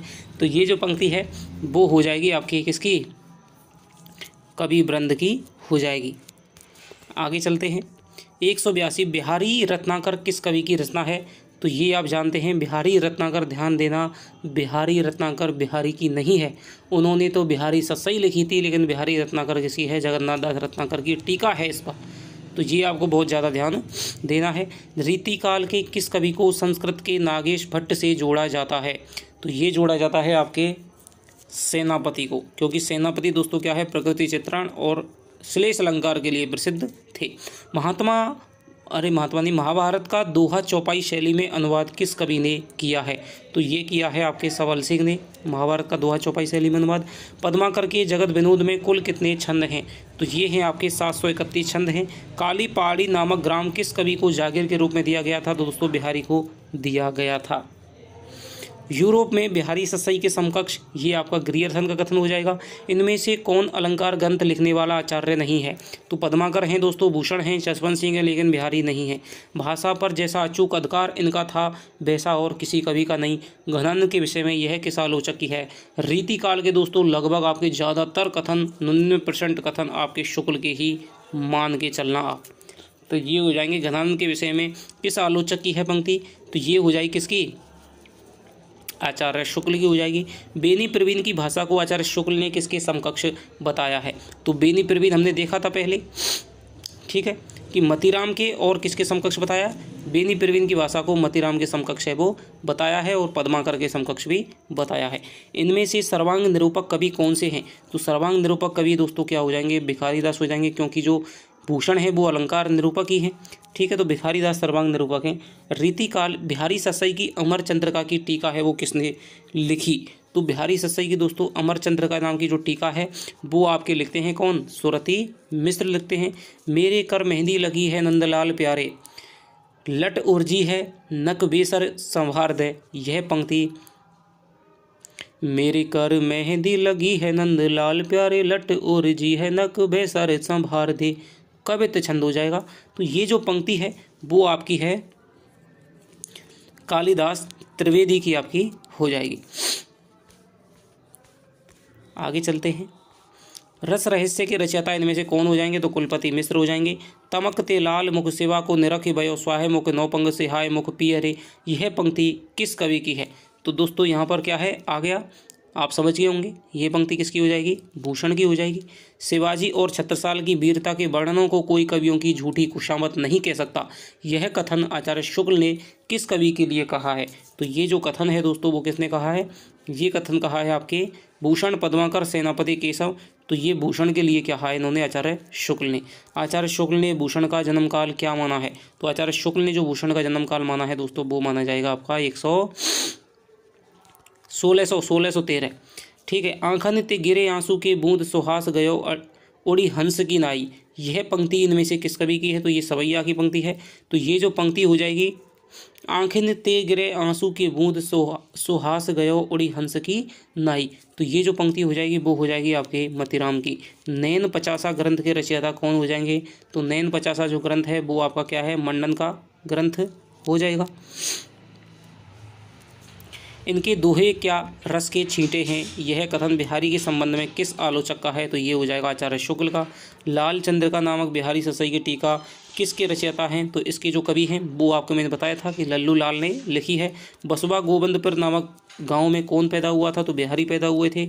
इनमें से कौन सा कवि सबसे पहले का है, तो सबसे पहले का जो कवि हो जाएगा दोस्तों वो हो जाएगा आपके देव केशव बिहारी ग्वाल, तो ये हो जाएंगे आपके केशव दास हो जाएंगे।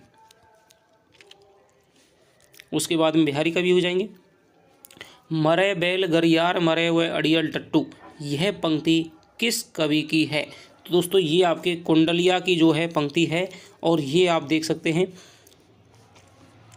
ये आपके बेताल की पंक्ति हो जाएगी। मरे बैल गरियार मरे व अड़ियल टट्टू, तो ये आपकी बेताल की है। गोरेलाल पुरोहित किस कवि का नाम था, तो ये आपके लाल कवि का नाम था जिन्होंने छत्र प्रकाश लिखी थी। छत्र प्रकाश में किस छंद का प्रयोग लाल कवि ने किया है, तो ये किया है दोस्तों इन्होंने दोहा चौपाई शैली का इन्होंने क्या है प्रयोग किया है। ब्रह बारिश नामक ग्रंथ है, बोधा ने किसके ब्रह में लिखा था, तो ये दोस्तों लिखा था इन्होंने सुबहान। ठीक है। भारतेंदु के पिता गोपाल चंद्र गिरधरदास से किस रीतिकालीन कवि का बड़ा स्नेह था, तो ये था दीनदयाल गिरी है। ठीक है। द्विजदेव का वास्तविक नाम क्या था, तो द्विजदेव हैं दोस्तों आपके वो आपके महाराज मानसिंह हो जाएगा। ठीक है। महाराज मानसिंह को ही क्या है द्विजदेव कहा जाता था। पुस्तक और उसके रचयिता के नाम का कौन सा विकल्प गलत है, तो बिहारी और देव। ठीक है। तो ये भगवान दीन की है, ये सही हो जाएगा। देव और बिहारी ये भी आपका क्या है सही हो जाएगा। देव और बिहारी कृष्ण बिहारी मिश्र की ये आलोचना ग्रंथ है। बिहारी की बाग विभूति, तो ये दोस्तों यहाँ पर क्या है विश्वनाथ प्रसाद मिश्र का है, ये यहाँ पर गलत हो जाएगा। देव और उनकी कविता डॉक्टर नगेंद्र, ये भी सही है। रीतिकाल नाम में प्रयुक्त रीति शब्द का क्या अर्थ है, काव्यांग विवेचन की लक्षण उदाहरण देने की पद्धति, बिंब विधान की सर्जना, प्रतीक योजना, परंपरानुसार कवियों को वर्गीकृत करने की पद्धति, तो इसका जो उत्तर हो जाएगा वो हो जाएगा आपका पहला। किस समीक्षक ने रीतिकाल को कलाकाल कहा है, तो मैंने आपको बताया रमाशंकर शुक्ल, रसाल हो जाएगा। उस मध्यकाल को रीतिकाल उत्तर मध्यकाल को रीतिकाल नाम किसने दिया था, तो ये दिया था आपके आचार्य शुक्ल ने दिया था। रीतिकालीन सामाजिक सांस्कृतिक दशाएं कौन सी हैं, सहज, अत्यंत उन्नतिपूर्ण अवस्था में, अत्यंत दयनीय अवस्था में, सांस्कृतिक और सामाजिक समस्याएं विकासशील अवस्था में। तो ये दोस्तों बहुत ही आपका क्या है समझने लायक अच्छा क्वेश्चन दिया है, तो इसका जो उत्तर हो जाएगा अत्यंत दयनीय दशा में। सामाजिक और दोस्तों सांस्कृतिक दशाएं तो दयनीय ही अवस्था में थी, और इसी प्रकार का काव्य में क्या है श्रृंगार की उच्छृंखलता का वर्णन मिलता है। रीतिकालीन श्रृंगार काव्य का मुख्य आधार स्रोत क्या है, रीतिकालीन श्रृंगार काव्य का, तो यहाँ पर भक्तिकालीन कृष्ण काव्य नहीं है, पौराणिक कृष्ण काव्य नहीं है, आदिकालीन उत्तरवर्ती राम काव्य नहीं दोस्तों, ये आपका इसका उत्तर हो जाएगा आपके भक्तिकालीन जो कृष्ण काव्य है यही। पौराणिक कृष्ण काव्य नहीं है, आदिकालीन चारण काव्य नहीं है, उत्तरवर्ती राम काव्य नहीं है, क्योंकि जो भक्तिकालीन कृष्ण काव्य है वहाँ पर तो राधा और कृष्ण की क्या है भक्तिपरक रचनाएं की गई थी, लेकिन रीतिकाल में आते आते उन्होंने क्या है उनके प्रेम का ही वर्णन कर दिया था, और रीतिकाल क्या है स्वच्छंद प्रेमी प्रेम का बन गए थे राधा और कृष्ण रीतिकाल में आकर के। रीति काव्य का प्रणयन मुख्यतः किस क्षेत्र में हुआ है, तो रीतिकाल का जो प्रणयन है वो आपके अवध में हुआ है, राजस्थान में हुआ है, और आपके बुंदेलखंड में हुआ है। तो ये आपका रीतिकाल का मुख्य प्रणयन इन्हीं क्षेत्रों में देखने को मिलता है। ठीक है, क्योंकि इसमें हिमाचल नहीं है। ठीक है, बिहार बंगाल छत्तीसगढ़ तो ये भी नहीं है, मध्य प्रदेश बनारस बघेलखंड तो ये भी नहीं है दोस्तों, तो बुंदेलखंड है। ठीक है, बिहारी वगैरह यहाँ पर राजस्थान में भी रहे थे। ठीक है, राजस्थान के कई कवियों के आश्रम पद्माकर वगैरह हैं, ये भी रहे थे भिखारी दास, और अवध वगैरह क्षेत्र में यहाँ पर रहा है। आगे चलते हैं। रीतिकाल काव्य भाषा तो ब्रज अवधि थी, लेकिन राजकार्य की राजकीय भाषा क्या थी, तो राजकार्य की जो राजकीय भाषा थी दोस्तों वो हो जाएगी आपके फारसी हो जाएगी। रीतिकालीन लौकिक श्रृंगार व्यंजनार्थ प्रयुक्त आधार स्रोत क्या था? तो प्राकृत और अपभ्रंश का सप्तशती साहित्य, जी ये भी था। कामसूत्र था, रति रहस्य था और रति मंजरी था, बिल्कुल था। कृष्ण भक्त कवियों का उन्मुक्त श्रृंगार वर्णन, ये भी था। तो उपयुक्त इसका तीनों उत्तर हो जाएगा। रीतिबद्ध कवि उन्हें कहा जाता है जो रीति नाम से बंधे हुए रहे, रीति के प्रयोग में कुशल सिद्ध हुए, काव्यांगों के लक्षण देकर उनके उदाहरण स्वरूप काव्य रचना करते रहे, दूसरे के अनुकरण पर काव्य रचना करते रहे। तो इस 219 का जो उत्तर हो जाएगा वो हो जाएगा आपका 6 नंबर। रीति मुक्त कवि वे हैं रीति नीति से हटकर के काव्य रचना की, लक्षण ग्रंथ ना लिखकर स्वच्छंद रीति भाव से इन्होंने क्या है वंजना की थी। भाव सघनता के ये भी गलत हो जाएगा, परंपरा को तोड़कर मनमानी की नहीं, लक्षण ग्रंथ ना लिख करके स्वतंत्र रीति से इन्होंने क्या है भाव वंजना की थी। ज्यों ज्यों निहारिये नेरे हवे नैननी त्यों तो थरी निकरैसी निकाई। तो ये जो पंक्ति हो जाएगी वो हो जाएगी आपकी किसकी? मतीराम की हो जाएगी। रीतिकालीन नाम का उल्लेख आचार्य शुक्ल ने पूर्व में किस विद्वान ने किया है? तो रीतिकालीन नाम का उल्लेख आचार्य शुक्ल से पूर्व किस विद्वान ने किया है? तो बहुत ही दोस्तों क्या है अच्छा क्वेश्चन मैं कहूँगा इसको। तो ये आपका क्या है ग्रियर्सन ने भी किया है। रीति कवियों की सौंदर्य भावना थी विषयगत आध्यात्मिक आत्मरति। तो यहाँ पर दोस्तों क्या है विषयगत इनकी क्या है भावना मिलती है। रीति कवियों का नारी विषयक दृष्टिकोण भले ही सामंती भोगवादी रहा हो, लेकिन उनकी निजी प्रवृत्ति थी परकीय प्रेम की, गारस्थिक प्रेम की, एक तरफा प्रेम की, काल्पनिक प्रेम की। तो इनकी जो दोस्तों निजी प्रवृत्ति क्या थी वो थी आपकी गारस्थिक प्रेम की। यानी क्या है सभी क्या है पति पत्नी वाली थे, पत्नियों वाले थे। ठीक है। रीति कवियों के काव्य में श्रृंगार भावनाओं का वर्णन उन्मुक्त और दमन रहित शैली में हुआ है। परिणाम स्वरूप उनका प्रेम क्या है प्लेटोनिक, कुंठा रहित, कुंठापूर्ण और काल्पनिक। तो इनका जो प्रेम है दोस्तों वो में हो जाएगा आपके क्या है कुंठा रहित हो जाएगा। ठीक है, कुंठा रहित हो जाएगा। और जो आपके रीति मुक्त कवि हैं उनका प्रेम है क्या है वो कुंठा युक्त माना जा सकता है, क्योंकि क्या है उनको क्या है प्रेम प्राप्त नहीं हुआ तब उन्होंने काव्य रचना की थी। भिखारी दास की उक्ति आगे के कवि रीजी है तो कविताई ना तो राधिका कन्हई सुमिरन को बहानो है। स्पष्ट संकेत करती है कि इस काल के कवि की भक्ति नीति क्या है आश्रयदाताओं की इच्छा पूर्ति के लिए, निजी भक्ति भाव की अभिव्यक्ति के लिए, अतिशय श्रृंगार वर्णन के कारण उत्पन्न हुए अपराध बोध की द्योतक और भक्ति में वातावरण की प्रेरणा स्वरूप। आगे के कवि रीजी हैं तो कविताई जानो और ना तो राधिका कन्हई सुमिरन को बहानो है। तो इसका दोस्तों उत्तर हो जाएगा वो है आपके अपराध बोध की द्योतक है कि श्रृंगार वर्णन के कारण उत्पन्न हुए अपराध बोध की द्योतक है। भक्ति नीति इसी प्रकार की है। यह पंथ प्रेम को पंथ कराल महा तलवार की धार पे धावनो है में प्रेम प्रकट विषयक दृष्टिकोण किन कवियों का हो सकता है? तो ये हो सकता है आपके किसका रीति मुक्त कवियों का, क्योंकि बोधा की पंक्ति है। रीति मुक्त कवियों के प्रेम निरूपण के विषय में कौन सा कथन है वो असत्य है? इनका प्रेम एकनिष्ठ है, ऊहात्मक अधिक है, काल्पनिक है, सूक्ष्म अशरीरी है। तो रीति मुक्त जो कवियों का है दोस्तों जो प्रेम है असत्य है, एकनिष्ठ वाला सही है, ऊहात्मक अधिक है, काल्पनिक है, सूक्ष्म अशरीरी है। तो इसका जो उत्तर हो जाएगा दोस्तों वो हो जाएगा ऊहात्मक नहीं है, काल्पनिक तो है इनका, सूक्ष्म अशरीरी भी है और एकनिष्ठ भी है। रीति मुक्त कवियों ने प्रेम की यह विलक्षणता है कि वह नित्य प्रतिबासी बढ़ता जाता है, संयोग में भी वियोग की आशंका है, नायिका की ओर से नायक को प्राप्त करने का प्रयास होता है, प्रेम कभी प्रेम का से नहीं मिल पाता। तो बहुत ही दोस्तों गजब का क्वेश्चन है। इसमें दोस्तों रीति मुक्त कवियों के प्रेम में एक बात देखने को मिलती है कि संयोग में भी क्या है ये वियोग की इसमें क्या है आशंका देखने को मिलती है। और सर्वाधिक इसकी व्यंजना है वो आपके घनानंद के काव्य में हुई है। विवेचन की दृष्टि से नवरसों का सफल निरूपण करने वाले सर्वांग निरूपक आचार्यों में एक नाम लिया जा सकता है। तो नवरसों का निरूपण दोस्तों किसने किया है? वो किया है आपकी पद्माकर ने।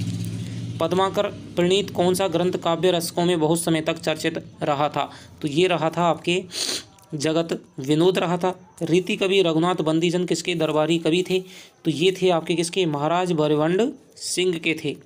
कवि कुल कंठाभरण किस प्रकार का ग्रंथ है? तो कवि कुल कंठाभरण हो जाएगा आपके अलंकार विवेचन से संबंधित। रीतिकालीन कवि की रसनिधि का वास्तविक नाम क्या था? तो रसनिधि हो जाएंगे आपके क्या पृथ्वी सिंह, ऊपर भी आ चुका है पृथ्वी सिंह है, वही आपके क्या है रसनिधि है। छत्रसाल के दरबार में भगवंत कवि के पश्चात नियुक्ति पाने वाले कवि कौन थे? तो ये आप सब जानते ही हैं। इसका उत्तर कौन हो जाएगा? छत्रसाल के दरबार में भगवंत कवि के पश्चात नियुक्ति पाने वाले कवि थे। तो ये दोस्तों बहुत ही गहरा क्वेश्चन नेवाज हो जाएगा। ठीक है। रीतिकाल के अंतिम चरण का वह कौन सा कवि था जो उच्च कोटि का रससिद्ध कवि माना गया है? तो उच्च कोटि का रससिद्ध कवि शुक्ल ने किसको माना है? वो हो जाएगा आपके पद्माकर हैं, अंतिम रससिद्ध कवि माने हैं। 237। वीर रसात्मक कविता के साथ साथ भूषण ने लक्षण ग्रंथों का प्रणयन किया था जिसका शीर्षक है। वीर रसात्मक कविता के साथ भूषण ने लक्षण ग्रंथों का प्रणयन किया था जिसका शीर्षक क्या है? वो हो जाएगा दोस्तों लक्षण ग्रंथ किसके हैं? तो भूषण, शिवराज भूषण। तो ये हो जाएगा आपके शिवराज भूषण ही होना चाहिए। ठीक है। अलंकार निरूपण ग्रंथ है, ये इनका रीति ग्रंथ माना जाता है। भूषण का वीर रसात्मक काव्य भले ही शिवाजी को आलम्बन रूप लेकर चला, लेकिन उसमें है उनके प्रति निष्ठा का अभाव, उत्साहजनक वाणी का अभाव, राष्ट्रीय चेतना का अभाव, अलंकारों का अभाव। तो इसका उत्तर जो हो जाएगा वो हो जाएगा उनके प्रति निष्ठा का अभाव है। शिवाजी की प्रशस्ति और ओजपूर्ण वाणी प्रस्फुटन भूषण किस रचना में मिलता है? तो ये मिलता है आपके शिवा बावनी में मिलता है। इंद्रजमी जम पर बाड़व सुअम्ब पर, ये जो छंद है दोस्तों इन्होंने वामन बार सुनाया था। ठीक है, और इसको सुन करके शिवाजी ने बामन गांव इनको दान में दिए थे। इंद्रजमी जम पर बाड़व सुअम्ब पर, देखिए यही आ गया। इस पंक्तियाँ किसकी हैं? तो ये हो जाएंगी भूषण कवि की हो जाएंगी। भूषण की भाषा की आलोचना किसने की है? तो भूषण की भाषा की आलोचना करने वाले हैं वो हैं आपके आचार्य रामचंद्र शुक्ल। कि भाई इन्होंने क्या है भाषा के कुछ शब्दों को क्या अपनी तोड़ मरोड़ करके क्या है पेश किया है अपने इच्छानुसार। रीतिकालीन किस कवि की प्रसिद्धि मात्र एक ग्रंथ लिख करके फैल गई थी? ये है दोस्तों बिहारी दास हो जाएगा। गागर में सागर भरने की रीति संदर्भ सर्वाधिक उपयुक्त ठहरती है, तो बिहारी दास हो जाएगी। बिहारी के पश्चात किस अन्य रीति कवि की ससई आती है? तो वो हो जाएगी आपके किसकी? मतीराम की ससई हो जाएगी। बिहारी का जन्म कहाँ हुआ था? ग्वालियर में हुआ था। बिहारी ससई किस छंद में लिखी गई थी? दोहा छंद में लिखी गई थी। बिहारी ससई में कुल दोस्तों कितने दोहे हैं? तो लगभग अब आपके कह सकते हैं जहाँ पर 726 कह देंगे। बिहारी ससई पर फिरंगी ससई नाम से फारसी टीका लिखी गई थी, जिसके टीकाकार कौन है? आनंदी लाल शर्मा जोशी हो जाएंगे।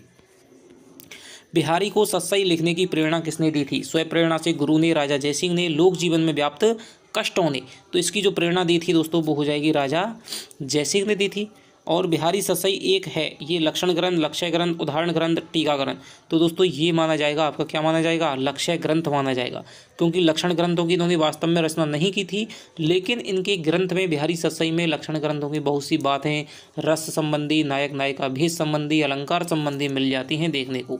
ठीक है, उदाहरण ग्रंथ भी नहीं है, लक्षण ग्रंथ भी नहीं है, लक्ष्य ग्रंथ इसको हम कह सकते हैं। रीति कवि देव का पूरा नाम क्या था? तो दोस्तों इसका नाम था आपके देवदत्त था, इटावा के निवासी थे। रीतिकाल वह कौन सा कवि है जो अनेक आश्रयदाताओं की यहाँ भटकते हुए भी काव्य रचना में निरंतर प्रवृत्त रहा था? तो ये हो जाएंगे कौन? देव हैं दोस्तों, सर्वाधिक आश्रयदाताओं के संपर्क में रहे थे।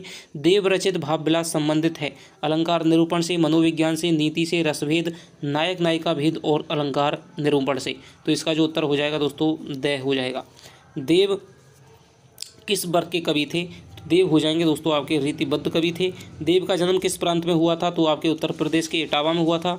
देव किस दृष्टि से अधिक दोस्तों क्या है सफल हैं? तो देव हो जाएंगे दोस्तों आपके कवि की दृष्टि से क्या है अधिक सफल माने जाएंगे।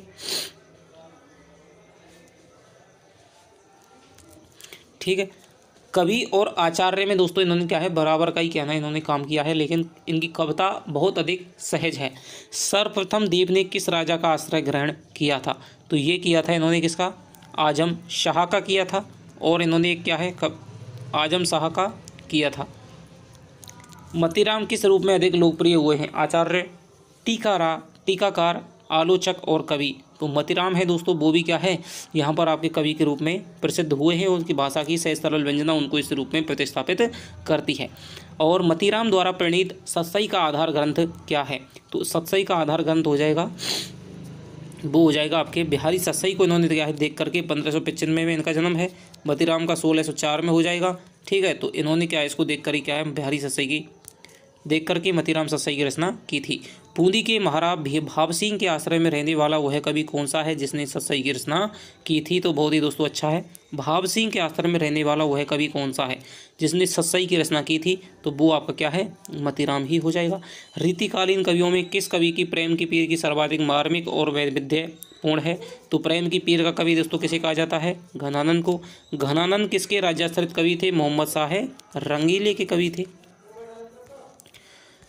तो आप भी, मुझे लगता है दोस्तों आप इतनी, कितना समय हो गया, थोड़ा सा 1 घंटा, तो लगभग मोबाइल पर दोस्तों 1 घंटे तक ही वीडियो थोड़ी सी सही रहती है, क्योंकि लगातार तो आपकी नज़र आपको एक ही जगह पर, ठीक है, रखनी होती है, एक ही बिंदु पर, और थोड़ा सा मोबाइल है तो आँख भी आप इधर उधर नहीं फेर सकते हैं,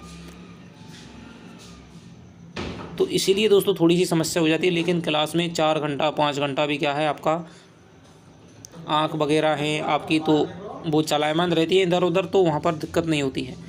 तो आपको तो क्लास लेते लेते ही शायद हो रही होगी, ठीक है, तो आप मेरी सोच सकते हैं, तो इसलिए थोड़ा सा मैं और जल्दी अब सोच रहा हूँ कि करा ही दूँ। अब घनानंद कवि होने के साथ साथ राज दरबार में किस पद पर प्रतिष्ठित थे?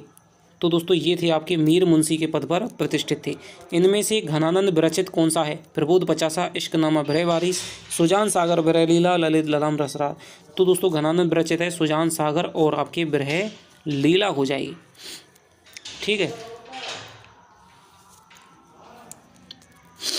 कालीकूल कोकिला कहाँ को बैर काढ़ तेरी, ये काव्य पंक्तियाँ किसकी हैं? तो कालीकूल कोकिला कहाँ को बैर काढ़ तेरी, ये पंक्तियाँ हैं दोस्तों आपकी किसकी? घनानंद की हो जाएंगी। घनानंद ने अपने काव्य रचना में किस छंद का प्रयोग किया है? तो इन्होंने दोस्तों कवित्व और सवैया शैली को अपनाया है। घनानंद की काव्य की मूल प्रेरणा क्या थी? तो दोस्तों उनकी जो प्रेम का सुजान है वो ही क्या है, उनकी मूल प्रेरणा थी। पंडित विश्वनाथ प्रसाद मिश्र द्वारा घनानंद की समस्त रचनाओं का संपादन किस ग्रंथ के रूप में हुआ है? तो वो हो जाएगा दोस्तों घनानंद ग्रंथावली हो जाएगा, ठीक है। घनानंद का प्रेम वर्णन है स्वच्छंद प्रकृति का बाह्य वृत्त्यात्मक गूढ़ अंतरदशा निरूपक भोगपरक। तो घनानंद का जो प्रेम वर्णन है दोस्तों वो हो जाएगा आपके गूढ़ अंतरदशा निरूपक। घनानंद की वर्णन शैली प्रेम की अनिर्वचनीयता का, निष्ठुरता का प्रतिपादन करते समय सर्वाधिक प्रयोग करती है। तो ये करती है आपके किसका? विरोध मूलक। इसीलिए दोस्तों क्या है, ये विरोधाभास के क्या है, इनका प्रिय अलंकार विरोधाभास माना जाता है। मोहम्मद शाह रंगीले द्वारा निष्कासित किए जाने पर घनानंद वृंदावन जाकर किस संप्रदाय में दीक्षित हो गए? बहुत ही दोस्तों अच्छा क्वेश्चन है। तो ये हो गए थे किसमें? निम्बार्क संप्रदाय में। भारतेंदु हरिश्चंद्र भी निम्बार्क संप्रदाय में थे। घनानंद के एक के काव्य में नायक व श्री कृष्ण के लिए कौन सा शब्द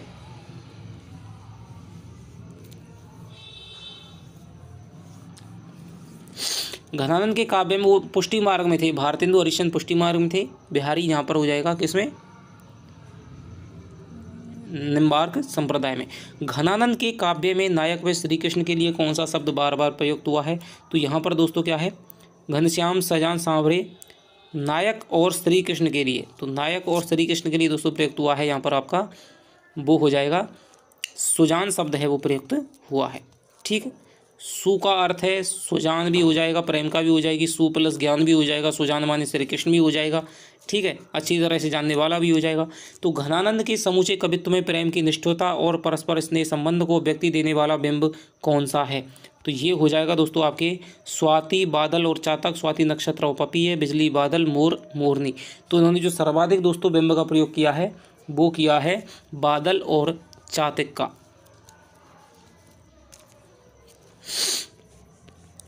रीतिकाल के पतन का क्या कारण था? जीवन निरपेक्षता, अत्यधिक रसिकता, चमत्कार, अतिशयता, उक्त सभी। तो उक्त सभी हो जाएगा। रूप के पर्व में इंद्रिय आनंद का पान करके नैनोत्सव का रंग जिन कवियों में सर्वाधिक मिलता है वे कवि कौन से? इंद्रिय आनंद का पान करके नैनोत्सव का रंग ये मिलता है दोस्तों आपको किसमें? बिहारी भूषण सेनापति, मतीराम में, घनानंद में और दोस्तों पद्माकर में, ठीक है। कागज पर लिखिनावनत कहत संदेश लजात, कही है सब तेरो ही हो मेरे मन की बात। उपर्युक्त दोहे में प्रस्तुत किया गया चित्र जिस नायिका से संबद्ध है उसे क्या कहा जाता है? ठीक है, कि कागज पर लिखत नावनत कहत संदेश लजात। तो ये जो दोस्तों नायिका है वो नायिका भेद से दृष्टि से इस नायिका का नाम हो जाएगा क्या? विप्र लब्धा नायिका। ठीक है, विप्रलब्धा नायिका है? नहीं दोस्तों, ये विप्रलब्धा नहीं है। ये हो जाएगी आपके, क्योंकि कागज़ पर लिखत ना बनत कहत संदेश लजात, ये क्या है, पत्र लिख रही है। ठीक है, तो पत्र क्या है, ये प्रेषित पत्र का नायिका हो जाएगी। ठीक है, प्रेषित पत्र का वो है जो किसी प्रेमी बाहर रह रहा है, उसको क्या है, पत्र भेज रही है। रीतिकालीन काव्य में जीवन का कौन सा पक्ष है उपेक्षित रह गया है? तो अब आप देख पा रहे होंगे थोड़ा सा मेरा क्या है, एल्यूजन सा थोड़ा सा क्रिएट हो रहा है, जिस प्रकार चक्कर आने पर होता है, क्योंकि एक ही जगह पर, ठीक है, मोबाइल पर दोस्तों बहुत ज़्यादा भारी होता है। तो थोड़ा सा, रीतिकालीन काव्य में जीवन का कौन सा पक्ष है वो उपेक्षित रह गया है? तो रीतिकालीन काव्य में सामाजिक जीवन है दोस्तों, क्या है, वो उपेक्षित रह गया है। बिहारी की बाग विभूति के रचयिता हैं वो विश्वनाथ प्रसाद मिश्र हो जाएंगे। रीतिकालीन कवि को सर्वाधिक चिंता किसकी थी? तो दोस्तों अपनी आजीविका की इसको क्या है, सर्वाधिक चिंता थी। रीतिकालीन कविता का एक अभूतपूर्व उद्देश्य से लिखी जा रही थी। आश्रयदाता की विलासा वृत्ति की यथार्थ सर्वजन हिताय सर्वजन सुखाय कलात्मक उत्कृष्टता प्राप्त करने के लिए। तो इसका जो उत्तर हो जाएगा वो हो जाएगा आश्रयदाता की विलासा वृत्ति की तृप्तार्थ के लिए। रीति की अविरल परंपरा किस कवि से मानी जाती है? तो चिंतामणि त्रिपाठी से। श्रृंगार सागर के रचयिता कौन हो जाएंगे? तो ये हो जाएंगे दोस्तों आपके मतीराम हो जाएंगे। हितरंगणी किसकी है? कृपाराम की हो जाएगी 1541 में। छंद विचार किसकी रचना है? तो छंद विचार किसकी हो जाएगी? वो हो जाएगी आपके चिंतामणि की हो जाएगी। आंखन मूदबे की मिस आनी अचानक पीठ उरोज लगावे, यह पंक्ति किसकी है?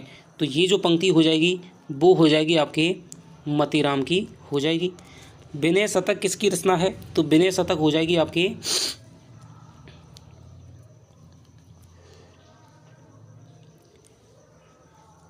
तोष की हो जाएगी। विष्णु विलास के रचनाकार कौन हो जाएंगे? तो विष्णु विलास के रचनाकार दोस्तों हो जाएंगे आपके लाल कवि हो जाएंगे। रसार्णव किसकी रचना है? तो रसार्णव हो जाएगी किसकी आपके, ये हो जाएगी आपके सुखदेव मिश्र की हो जाएगी। नैषध चरित के रचनाकार हो जाएंगे गुमान मिश्र हो जाएंगे। द्रोण पर्व किसकी रचना है? द्रोण पर्व हो जाएगी आपके पद्माकर की हो जाएगी। नहीं दोस्त, पद्माकर की नहीं है, ये हो जाएगी आपके कुलपति मिश्र की हो जाएगी द्रोण पर्व। लक्षण श्रृंगार के रचनाकार हैं, लक्षण श्रृंगार के रचनाकार हो जाएंगे आपके, ये हो जाएंगे आपके मतीराम हो जाएंगे। कृपा कांड किसकी रचना है? कृपा कांड हो जाएगी आपके घनानंद की रचना है। रसकेली बल्ली के रचयिता कौन हो जाएंगे? तो ये भी आपके क्या है, घनानंद की रचना है। हिंदी साहित्य का प्रथम काव्य शास्त्रीय ग्रंथ माना जाता है, तो ये माना जाता है आपके कवि प्रिया माना जाएगा, कवि प्रिया माना जाएगा। करुणाभरण श्रुतिभरण का संबंध है वो निम्न में से किससे है? तो करुणाभरण है और श्रुतिभरण है दोस्तों, वो संबंध हो जाएगा आपके किससे हो जाएगा, अलंकार से संबंधित हो जाएगा। वीर सिंह देवचरित किसकी रचना है? तो वीर सिंह देवचरित हो जाएगी आपके केशव दास की रचना हो जाएगी। वीर सिंह देवचरित किसके, केशव दास की हो जाएगी। वेद में बखानी तीनों लोकन की ठकुरानी पंक्तियाँ किसकी हैं? तो ये जो पंक्तियाँ हो जाएंगी वेद में बखानी तीन लोकन को ठकुरानी, ये पंक्तियाँ हो जाएंगी आपकी किसकी हैं? ये पंक्तियाँ हो जाएंगी आपके सेनापति की हो जाएंगी। फागु की भीर अभिरन में, तो ये आपकी किसकी हो जाएगी, पद्माकर की हो जाएंगी। और क्यों इन आँखन को निहंसा कपे मोहन को तब पानी पीजे, पंक्ति के रचनाकार कौन हो जाएंगे? तो ये हो जाएंगे आपके कौन, मतीराम हो जाएंगे। डार द्रुम पलना बिछोना नव पल्लन के सोमल झिंगोला संद तो है सभी भारत है, तो ये हो जाएंगे आपके देव हो जाएंगे। तो अगला आपका प्रश्न है, तेरे नैन मेरे मन के खिलौना किसकी पंक्ति है? तेरे नैन मेरे मन के खिलौना दोस्तों ये आपकी किसकी पंक्ति है? सेनापति की पंक्ति हो जाएगी। रावरे रूप की रीति अनूप नयो नयो लागत जो जो निहारिये, पंक्ति के रचनाकार कौन है? तो दोस्तों इस पंक्ति के रचनाकार कौन हो जाएंगे? घनानंद हो जाएंगे। नेही महाब्रज भाषा प्रवीण और सुंदर ताहू के वेद को जाने, पंक्ति के कवि कौन है? तो पंक्ति के कवि हो जाएंगे दोस्तों आपके कौन? ब्रजनाथ। गुरु कहियो राम भजन को मोही लागत राज डगरो सो, ये पंक्तियाँ किस कवि की हैं? तो इन पंक्तियों के रचयिता आपके हो जाएंगे कौन? ब्रजनाथ हो जाएंगे। गुरु कहियो राम भजन को मोही लागत राज डगरो सो, ये पंक्तियाँ किसकी हैं? ब्रजनाथ की हैं। रीतिकालीन राम काव्य के कवि कौन से हैं? तो रीतिकालीन दोस्तों राम काव्य के कवि हो जाएंगे कौन? सेनापति। बिहारी की कविता को शक्कर की रोटी किस आलोचक ने कहा है? पदम सिंह शर्मा ने कहा है। काव्य की रीति सिक्ख्यो सुकवीन सो किसकी रचना है? तो ये दोस्तों जो आपकी रीति की परिभाषाएं हैं, ठीक है, कि रीति है क्या, उसके संबंध में आपके किसने कहा है? ये कहा है आपके भिखारी दास ने। चंद्रालोक के रचनाकार कौन है? तो चंद्रालोक के रचनाकार आपके हो जाएंगे, ये हो जाएंगे पीयूष वर्ष जयदेव हो जाएंगे। आर्य सप्तशती किसकी रचना है? तो आर्य सप्तशती हो जाएगी आपके गोवर्धनाचार्य की। रीति काव्य की भूमिका नामक पुस्तक लिखने वाले विद्वान कौन हैं? तो रीति काव्य की भूमिका लिखी है आपके डॉक्टर नगेंद्र ने। बिहारी सस्सई की भूमिका के रचनाकार कौन हैं? तो बिहारी सस्सई की भूमिका दोस्तों इस पर इनको मंगलाचरण पुरस्कार भी मिला था, तो ये है पदम सिंह शर्मा की। आगे चलते हैं। ब्रजभाषा व्याकरण के रचयिता कौन है? तो ब्रजभाषा व्याकरण के रचयिता हो जाएंगे आपके मिर्जा खां। रीति विवेचक ग्रंथ काव्य सिद्धांत के रचनाकार कौन है? तो इसके रचनाकार हैं आपके कौन? सूरती मिश्र हो जाएंगे। काव्य सिद्धांत। विष्णु विलास के रचयिता कौन है? तो विष्णु विलास जो रचना है वो है आपकी लाल कवि की। कृपाराम के बाद रीति निरूपण में किसने महत्वपूर्ण योगदान दिया है? तो कृपाराम के बाद दिया है आपके कर्नेश ने भी दिया है, बलभद्र मिश्र ने भी दिया है, गंग ने भी दिया है, तो सभी इसका उत्तर हो जाएगा। श्रृंगार लतिका सौरभ है वो किसकी रचना है? तो ये हो जाएगी किसकी? द्विजदेव की। कौन से काल ललित कलाओं का स्वर्णयुग कहा जाता है? तो दोस्तों ये हो जाएगा आपका रीतिकाल। ललित कलाएं क्या होती हैं? जैसे गायन है, वादन है, ठीक है, नृत्य है, काव्य है, इस प्रकार का हो जाएगा। मतीराम की नायिका भेद संबंधी रचना कौन सी है? तो मतीराम की नायिका भेद संबंधी जो रचना है वो है आपके रसराज। चिंतामणि ने काव्य के 10 अंगों का वर्णन किस ग्रंथ में किया है? तो ये किया है इन्होंने किसमें? काव्यकल्प तरु में। तो काव्यकल्प तरु चिंतामणि की दोस्तों बहुत ही प्रसिद्ध पुस्तक है। चिंतामणि का नायक भेद का विवेचक ग्रंथ कौन सा है? तो चिंतामणि का नायक भेद का ग्रंथ है आपके श्रृंगार मंजरी हो जाएगा। नायक नहीं, नायिका भेद हो जाएगा। चिंतामणि की परंपरा का आचार्य कौन है? तो चिंतामणि की परंपरा का आचार्य हो जाएगा आपके कुलपति मिश्र हो जाएगा दोस्तों। श्रृंगार रस का वर्णन किस कवि ने नहीं किया है? तो श्रृंगार का आप देख सकते हैं, श्रृंगार का वर्णन आपने बिहारी ने किया है, मतीराम ने किया है, उदयनाथ ने भी किया है, लेकिन आपके दूल्हे ने नहीं किया है। इनका जो कवि कुल कंठावरण है वो प्रसिद्ध ग्रंथ है और वो आपका अलंकार निरूपक है। केशव दास की कौन सी रचना में प्रतीक शैली का प्रयोग हुआ है? बहुत ही दोस्तों आपका गजब क्वेश्चन है, तो इसका जो उत्तर हो जाएगा वो हो जाएगा आपके विज्ञान गीता हो जाएगी। केशव दास की मुक्तक काव्य रचना निम्न में से कौन सी है? तो केशव दास की दोस्तों जो आपकी रामचंद्र का है वो तो आपका प्रबंध काव्य है, छंदमाला भी प्रबंध है, रतन बावनी भी प्रबंध है, लेकिन जो कवि प्रिया है ये आपकी मुक्तक रचना है। राज तरंगिणी किसकी कृति है? तो राज तरंगिणी आप जानते ही हैं, राज तरंगिणी किसकी हो जाएगी? कल्लड़ की, ठीक है, कल्लड़ की आपकी राज तरंगिणी हो जाएगी, जो कि कश्मीर के क्या है कवि थे। बिहारी की रसभंजना और अनुभवों की प्रशंसा करने वाले आलोचक हैं? तो मैंने आपको बताया था कि बिहारी की अनुभवों की प्रशंसा की है आचार्य रामचंद्र शुक्ल ने, कि बिहारी है वो अनुभवों में क्या हैं? सिद्धहस्त हैं। आगे चलते हैं। प्रथम रीति ग्रंथ कौन सा है? तो प्रथम रीति ग्रंथ दोस्तों इनके हिसाब से हो जाए कौन सा? आपका हित तरंगिणी हो जाएगा। हित तरंगिणी कृपाराम का 1541 में। बरवे छंद किस रीतिकालीन कवि को विशेष रूप से प्रिय था? तो बरवे छंद, बरवे नायिका भेद, तो ये आपका किसको पसंद था? ये था आपके रहीम को, ठीक है। रसलीन निम्न में से कौन सी रचना है? रसलीन की हो जाएगी दोस्तों आपके रस प्रबोध। एक तो रसलीन का आपको नाम याद रखना है, सैयद गुलाम नबी।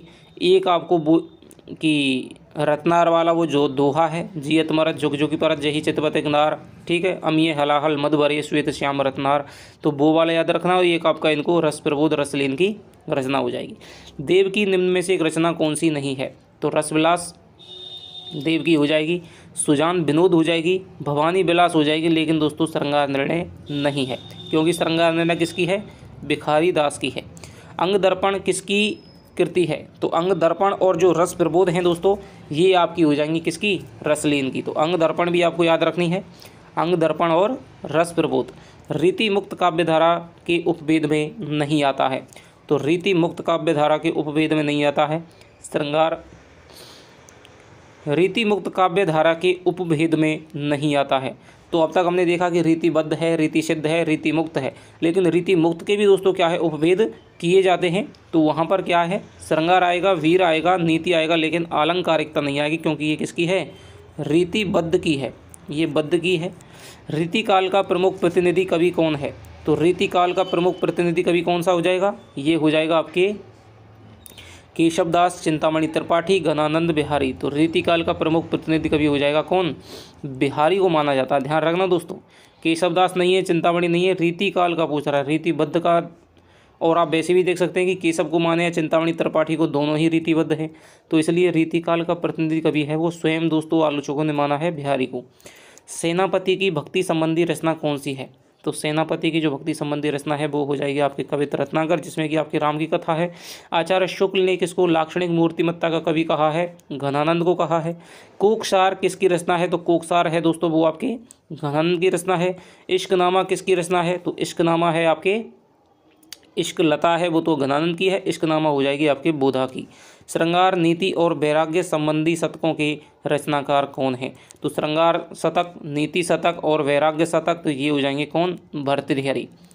ठीक है, भर्तृहरि ने की थी। कंठाभूषण के रचनाकार कौन है? तो कंठाभूषण के रचनाकार हो जाएंगे आपके भूपति हो जाएंगे। हिंदी सत्सई परंपरा में प्रथम ग्रंथ कौन सा है? तो ये हो जाएगा आपके हिंदी सत्सई परंपरा में हो जाएगा आपके हित तरंगिणी। ठीक है, ये भी दोस्तों क्या है, हित तरंगिणी, ये सत्सई ग्रंथ ही है। लगभग 700 के लगभग इसमें दोहे हैं। तो कृपाराम का हित तरंगिणी है वो सत्सई परंपरा का पहला ग्रंथ माना जाता है। निम्न में से कौन सत्सई के लेखक नहीं है? तो दोस्तों दुरारे लाल भार्गव ने भी लिखी थी, रसनिधि ने भी लिखी थी, और आपके सूर्यमल ने भी लिखी थी। ठीक है, लेकिन श्रीपति ने दोस्तों नहीं लिखी थी। सरोज कलका किसकी रचना है? तो सरोज कलका हो जाएगी आपके किसकी, श्रीपति की हो जाएगी। आगे चलते हैं। रीतिकाल को रीति काव्य किसने कहा है? मिश्र बंधुओं ने, ग्रियर्सन ने, गार्सदातासी ने और हजारी प्रसाद द्विवेदी ने। तो रीतिकाल को दोस्तों रीति काव्य कहा है आपके ग्रियर्सन ने। रसरत्न किसकी रचना है? तो रसरत्न है वो आपके किसकी है, पुहकर कवि की रचना हो जाएगी। रसरत्न पुहकर की हो जाएगी, बहुत ही पूछा जाता है। राम भक्ति से संबंधित ग्रंथ कौन सा है? तो राम भक्ति से ग्रंथ है आपका कवित रत्नाकर, भाषाभूषण जसवंत सिंह का, बिहारी सत्सई, ललित लाला मतराम का हो जाएगा। ठीक है, राम भक्ति का ग्रंथ कौन सा है? तो राम भक्ति का ग्रंथ आपका हो जाएगा अवध विलास हो जाएगा, आपका अवध विलास हो जाएगा। ठीक है, हमीर हटा नहीं है, सुजान चरित है, ये तो आपके किसके हैं, वीर रस के ग्रंथ हैं। वीर रस के कवि कौन से हो जाएंगे? तो वीर रस के कवि हो जाएंगे आपके जोधराज हो जाएंगे। ठीक है, जोधराज आपके वीर रस के कवि हो जाएंगे। किस कवि ने वीर रसात्मक प्रबंध काव्य लिखा है? तो किस कवि ने वीर रसात्मक लिखा है? ये लिखा है आपके गोरे लाल ने, जो आपका छत्रप्रकाश लिखा है वो क्या है, इनका वीर रसात्मक प्रबंध काव्य है। जबकि और बाकी के 3 रीतिमुक्त के हैं। हरिचरण दास ने बिहारी सत्सई की टीका है वो किस नाम से लिखी है? तो इन्होंने लिखी है दोस्तों आपके हरिप्रकाश टीका के नाम से। निम्नलिखित में से कौन सा मुक्तक काव्य है? तो इनमें से जो मुक्तक काव्य हो जाएगा वो हो जाएगा आपके अंग दर्पण रसलीन का। निम्न में से कौन सी कृति मुक्तक है? तो दोस्तों इनमें से देखो, जगत रामचंद्र का है, ये तो है नहीं। हिम्मत बहादुर बिरदावली है, ये भी नहीं है। ठीक है, जगत विनोद है, ये भी नहीं है, ये भी प्रबंध काव्य है। तो भाव विलास हो जाएगी दोस्तों आपकी मुक्तक कृति हो जाएगी। नीति विषयक सत्सई किसने लिखी है? तो नीति विषयक जो सत्सई लिखी है वो लिखी है आपके बुद्धजन ने। हिंदी साहित्य का उत्तर मध्यकाल रीतिकाल नामक पुस्तक किसने लिखी है? तो ये लिखी है आपने महेंद्र कुमार ने। जसवंत सिंह किस धारा के कवि हैं? तो ये हो जाएंगे रीतिबद्ध धारा कवि। बोधा रसोन्मत्त कवि हैं, तो ये दोस्तों किसने कहा है? आचार्य शुक्ल ने कहा है। सीख लीनो मीन मृग खंजन कमल नैन सीख लीनो पर। ठीक है, तो ये किसका है? रीतिबद्ध कवियों पर दोस्तों आक्षेप करते हुए हर कवि पर कि आजकल का है लोगन कवित्व कीनो खेल कर जानो है। तो ये जो पंक्ति है वो किसने कही है? ठाकुर ने दोस्तों ये बात कही है। आगे चलते हैं। एक सुभान के आनंद पे कुर्बान लगी है रूप जहाँ को, किसकी पंक्ति है? तो ये आपकी सुभान से नाम से आप समझते थे, बोधा की पंक्ति है। लाल कवि का पूरा नाम क्या था? तो ऊपर भी आ चुका है, ये गोरेलाल पुरोहित था। इन कवियों का काल क्रमानुसार क्रम बताइए। तो दोस्तों मैंने आपको जो एक क्वेश्चन बताया था जो आपका बिहारी का था, ठीक है, और आपके केशव दास का था, तो उसमें 1560 दे रखा था ऊपर, ठीक है। तो 1560 नहीं है, वो 1550 है। 1550 है, 1555 में आपके केशव दास का जन्म हुआ था 1555 में, ठीक है। तो 1560 नहीं है वो, हालांकि अब विद्वानों के अनुसार, लेकिन उसमें जो सही विकल्प होगा दोस्तों वो आपका बिहारी ही माना जाएगा, ठीक है, क्योंकि बिहारी का जन्म हुआ था 1595 में और इनका जन्म हुआ था 1555 में, ठीक है। तो ये है केशव दास का। तो इनमें से देखिए फिर वही आएगा, सही क्रम जमाइए। तो सबसे पहले तो यहाँ पर हो जाएगा हमारे केशव दास जी का जन्म हो जाएगा, फिर आपके चिंतामणि का हो जाएगा, फिर आपके मतीराम का हो जाएगा और फिर आपके पद्माकर का हो जाएगा। तो 359 का हो जाएगा आपके कौन? बे नंबर। वीर विनोद किसकी कृति है? तो वीर विनोद हो जाएगी दोस्तों, किसकी कृति हो जाएगी? ग्वाल कवि की कृति हो जाएगी वीर विनोद। प्रेम चंद्रिका का वर्ण विषय क्या है? तो इसका जो वर्ण विषय हो जाएगा आपके वो हो जाएगा प्रेम वर्णन हो जाएगा। राग रत्नाकर ग्रंथ किस प्रकार का है? तो ऊपर भी आया था, ये है आपका संगीत विषयक ग्रंथ है। देव चरित्र किससे संबंधित है? देव चरित्र है आपके कृष्ण के जीवन से संबंधित है। देव शतक किस प्रकार की कृति है? तो देव शतक हो जाएगी आपकी भक्ति पर कृति हो जाएगी। स्नेह सागर किसकी कृति है? तो स्नेह सागर हो जाएगी किसकी कृति हो जाएगी? ये हो जाएगी आपकी वंशी बक्सी हंसराज की। रसिक गोविंद की रचना कौन सी है? तो रसिक गोविंद की हो जाएगी आपकी युगल रस माधुरी हो जाएगी। बेनी प्रवीण की तुलना आचार्य शुक्ल ने किन दो कवियों से की है? तो ये दोस्तों 3 बार क्वेश्चन आ चुका है। तो ये है आपके किससे की है? मतीराम से और पद्माकर से की है, मतीराम से और पद्माकर से। आधुनिक काल के घनानंद ग्रंथावली का संपादन किसने किया है? तो ये किया है दोस्तों आपके किसने? रामवृक्ष बेनीपुरी ने घनानंद ग्रंथावली का संपादन किया है। बिहारी को देव से श्रेष्ठ मानने वाले आलोचक कौन से हैं? तो बिहारी और देव जो पुस्तक लिखी है दोस्तों वो है कौन? भगवान ने लिखी है, यानी कि लाला भगवान दीन हो जाएंगे। बिहारी को नहीं दोस्तों, बिहारी को जो है देव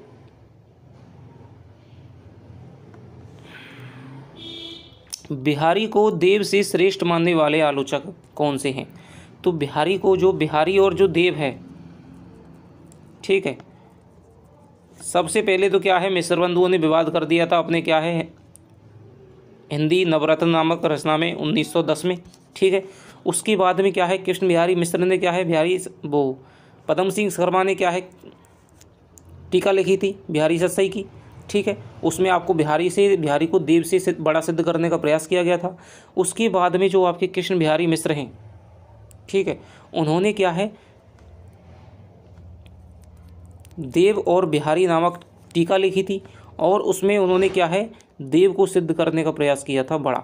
उसके बाद में लाला भगवान दीन ने बिहारी और देव नामक पुस्तक लिखी थी, तो उसमें बिहारी को देव से श्रेष्ठ माना था, तो वो है लाला भगवान दीन हो जाएगा, ठीक है।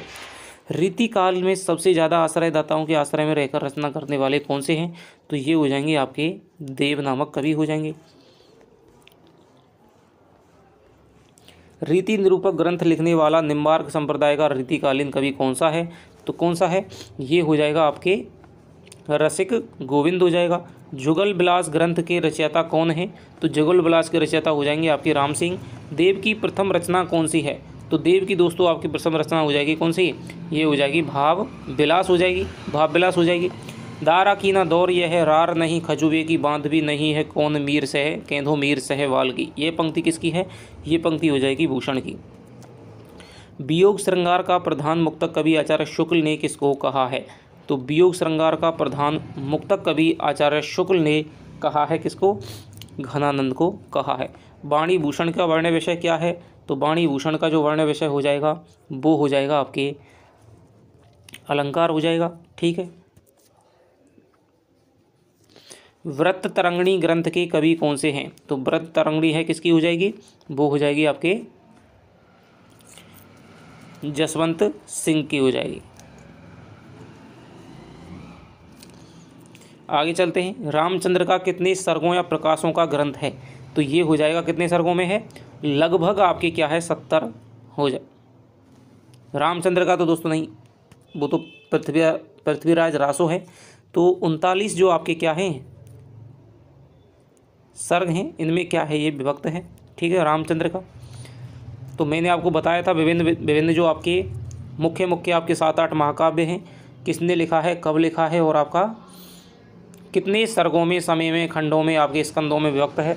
अनुश्रुति के आधार पर किस रीतिकालीन महाकाव्य की रचना एक रात में हो गई थी? तो ये थी दोस्तों आपके रामचंद्र का। इनमें से कौन सा रीति ग्रंथ नहीं है? रीति ग्रंथ कौन सा नहीं है दोस्तों? इनमें से कौन सा रीति ग्रंथ नहीं है? तो इनमें से ललित लाम है मतिराम का, काव्य निर्णय भी है भिखारी का, भाव विलास भी है, लेकिन सुजान हित है दोस्तों ये आपकी गणन की, तो ये नहीं है। शुक्ल जी ने रीतिकाल का अंतिम श्रृंगारी कवि किसे माना है? तो ये पहले भी आ चुका था, ये माना है आपके किसको? द्विजदेव को माना है। मतिराम ग्रंथावली की आलोचनात्मक भूमिका किसने लिखी है? तो मतिराम ग्रंथावली की आलोचनात्मक भूमिका किसने लिखी है? तो वो लिखी है आपके कृष्ण बिहारी मिश्र ने लिखी है। किस कवि के दोहे समरसता में बिहारी के समान हैं? तो दोस्तों ये हो जाएंगे आपके मतिराम के जो दोहे हैं समरसता में, यानी सरसता है उनकी, वो बिहारी के दोहों के समान है। महाभारत का हिंदी पद्यानुवाद किसने किया है? तो महाभारत का हिंदी पद्यानुवाद है वो गोकुलनाथ गोपीनाथ ने किया है। तो ये दोस्तों आपके लगभग आपके 384 प्रश्न थे। तो आशा करता हूँ कि आपको ये वीडियो पसंद आई होगी, और यदि आपको दोस्तों हमारी मेहनत पसंद आ रही है तो चैनल पे हैं तो आपको सब्सक्राइब इसलिए कर लीजिए कि ताकि आपको हर वीडियो मिल सके, क्योंकि पेपर है वो आपका बहुत ही क्या है नज़दीक है, पास है, इसलिए कोई भी वीडियो है छूटनी नहीं चाहिए। फिर आप कहते हैं कि भाई हमारे वो वीडियो नहीं मिली, वो डाल दीजिए, जबकि ऑलरेडी वो आपके चैनल पर डली हुई है। तो थोड़ा सा आप 5 मिनट कष्ट करें कि कौन कौन सी प्लेलिस्ट में क्या क्या वीडियो है। नाम से है, सेकंड ग्रेड की होगी तो वो सेकंड ग्रेड के नाम से लिख रही है। ठीक है, यदि क्वेश्चन की है तो वस्तुनिष्ठ श्रृंखला प्रश्नोत्तर सीरीज सेकंड ग्रेड की, इस प्रकार से सारा नाम पे लिखा हुआ है। तो 5 मिनट लगती हैं, 10-12 प्लेलिस्ट हैं, तो वहाँ पर आप जा करके देख सकते हैं। और यदि आप टेलीग्राम से जुड़ना चाहते हैं तो फिर आपका क्या है लिंक है डिस्क्रिप्शन में। तो चलिए आपसे मिलता हूँ अगली वीडियो में, तब तक के लिए दोस्तों जय हिंद जय भारत।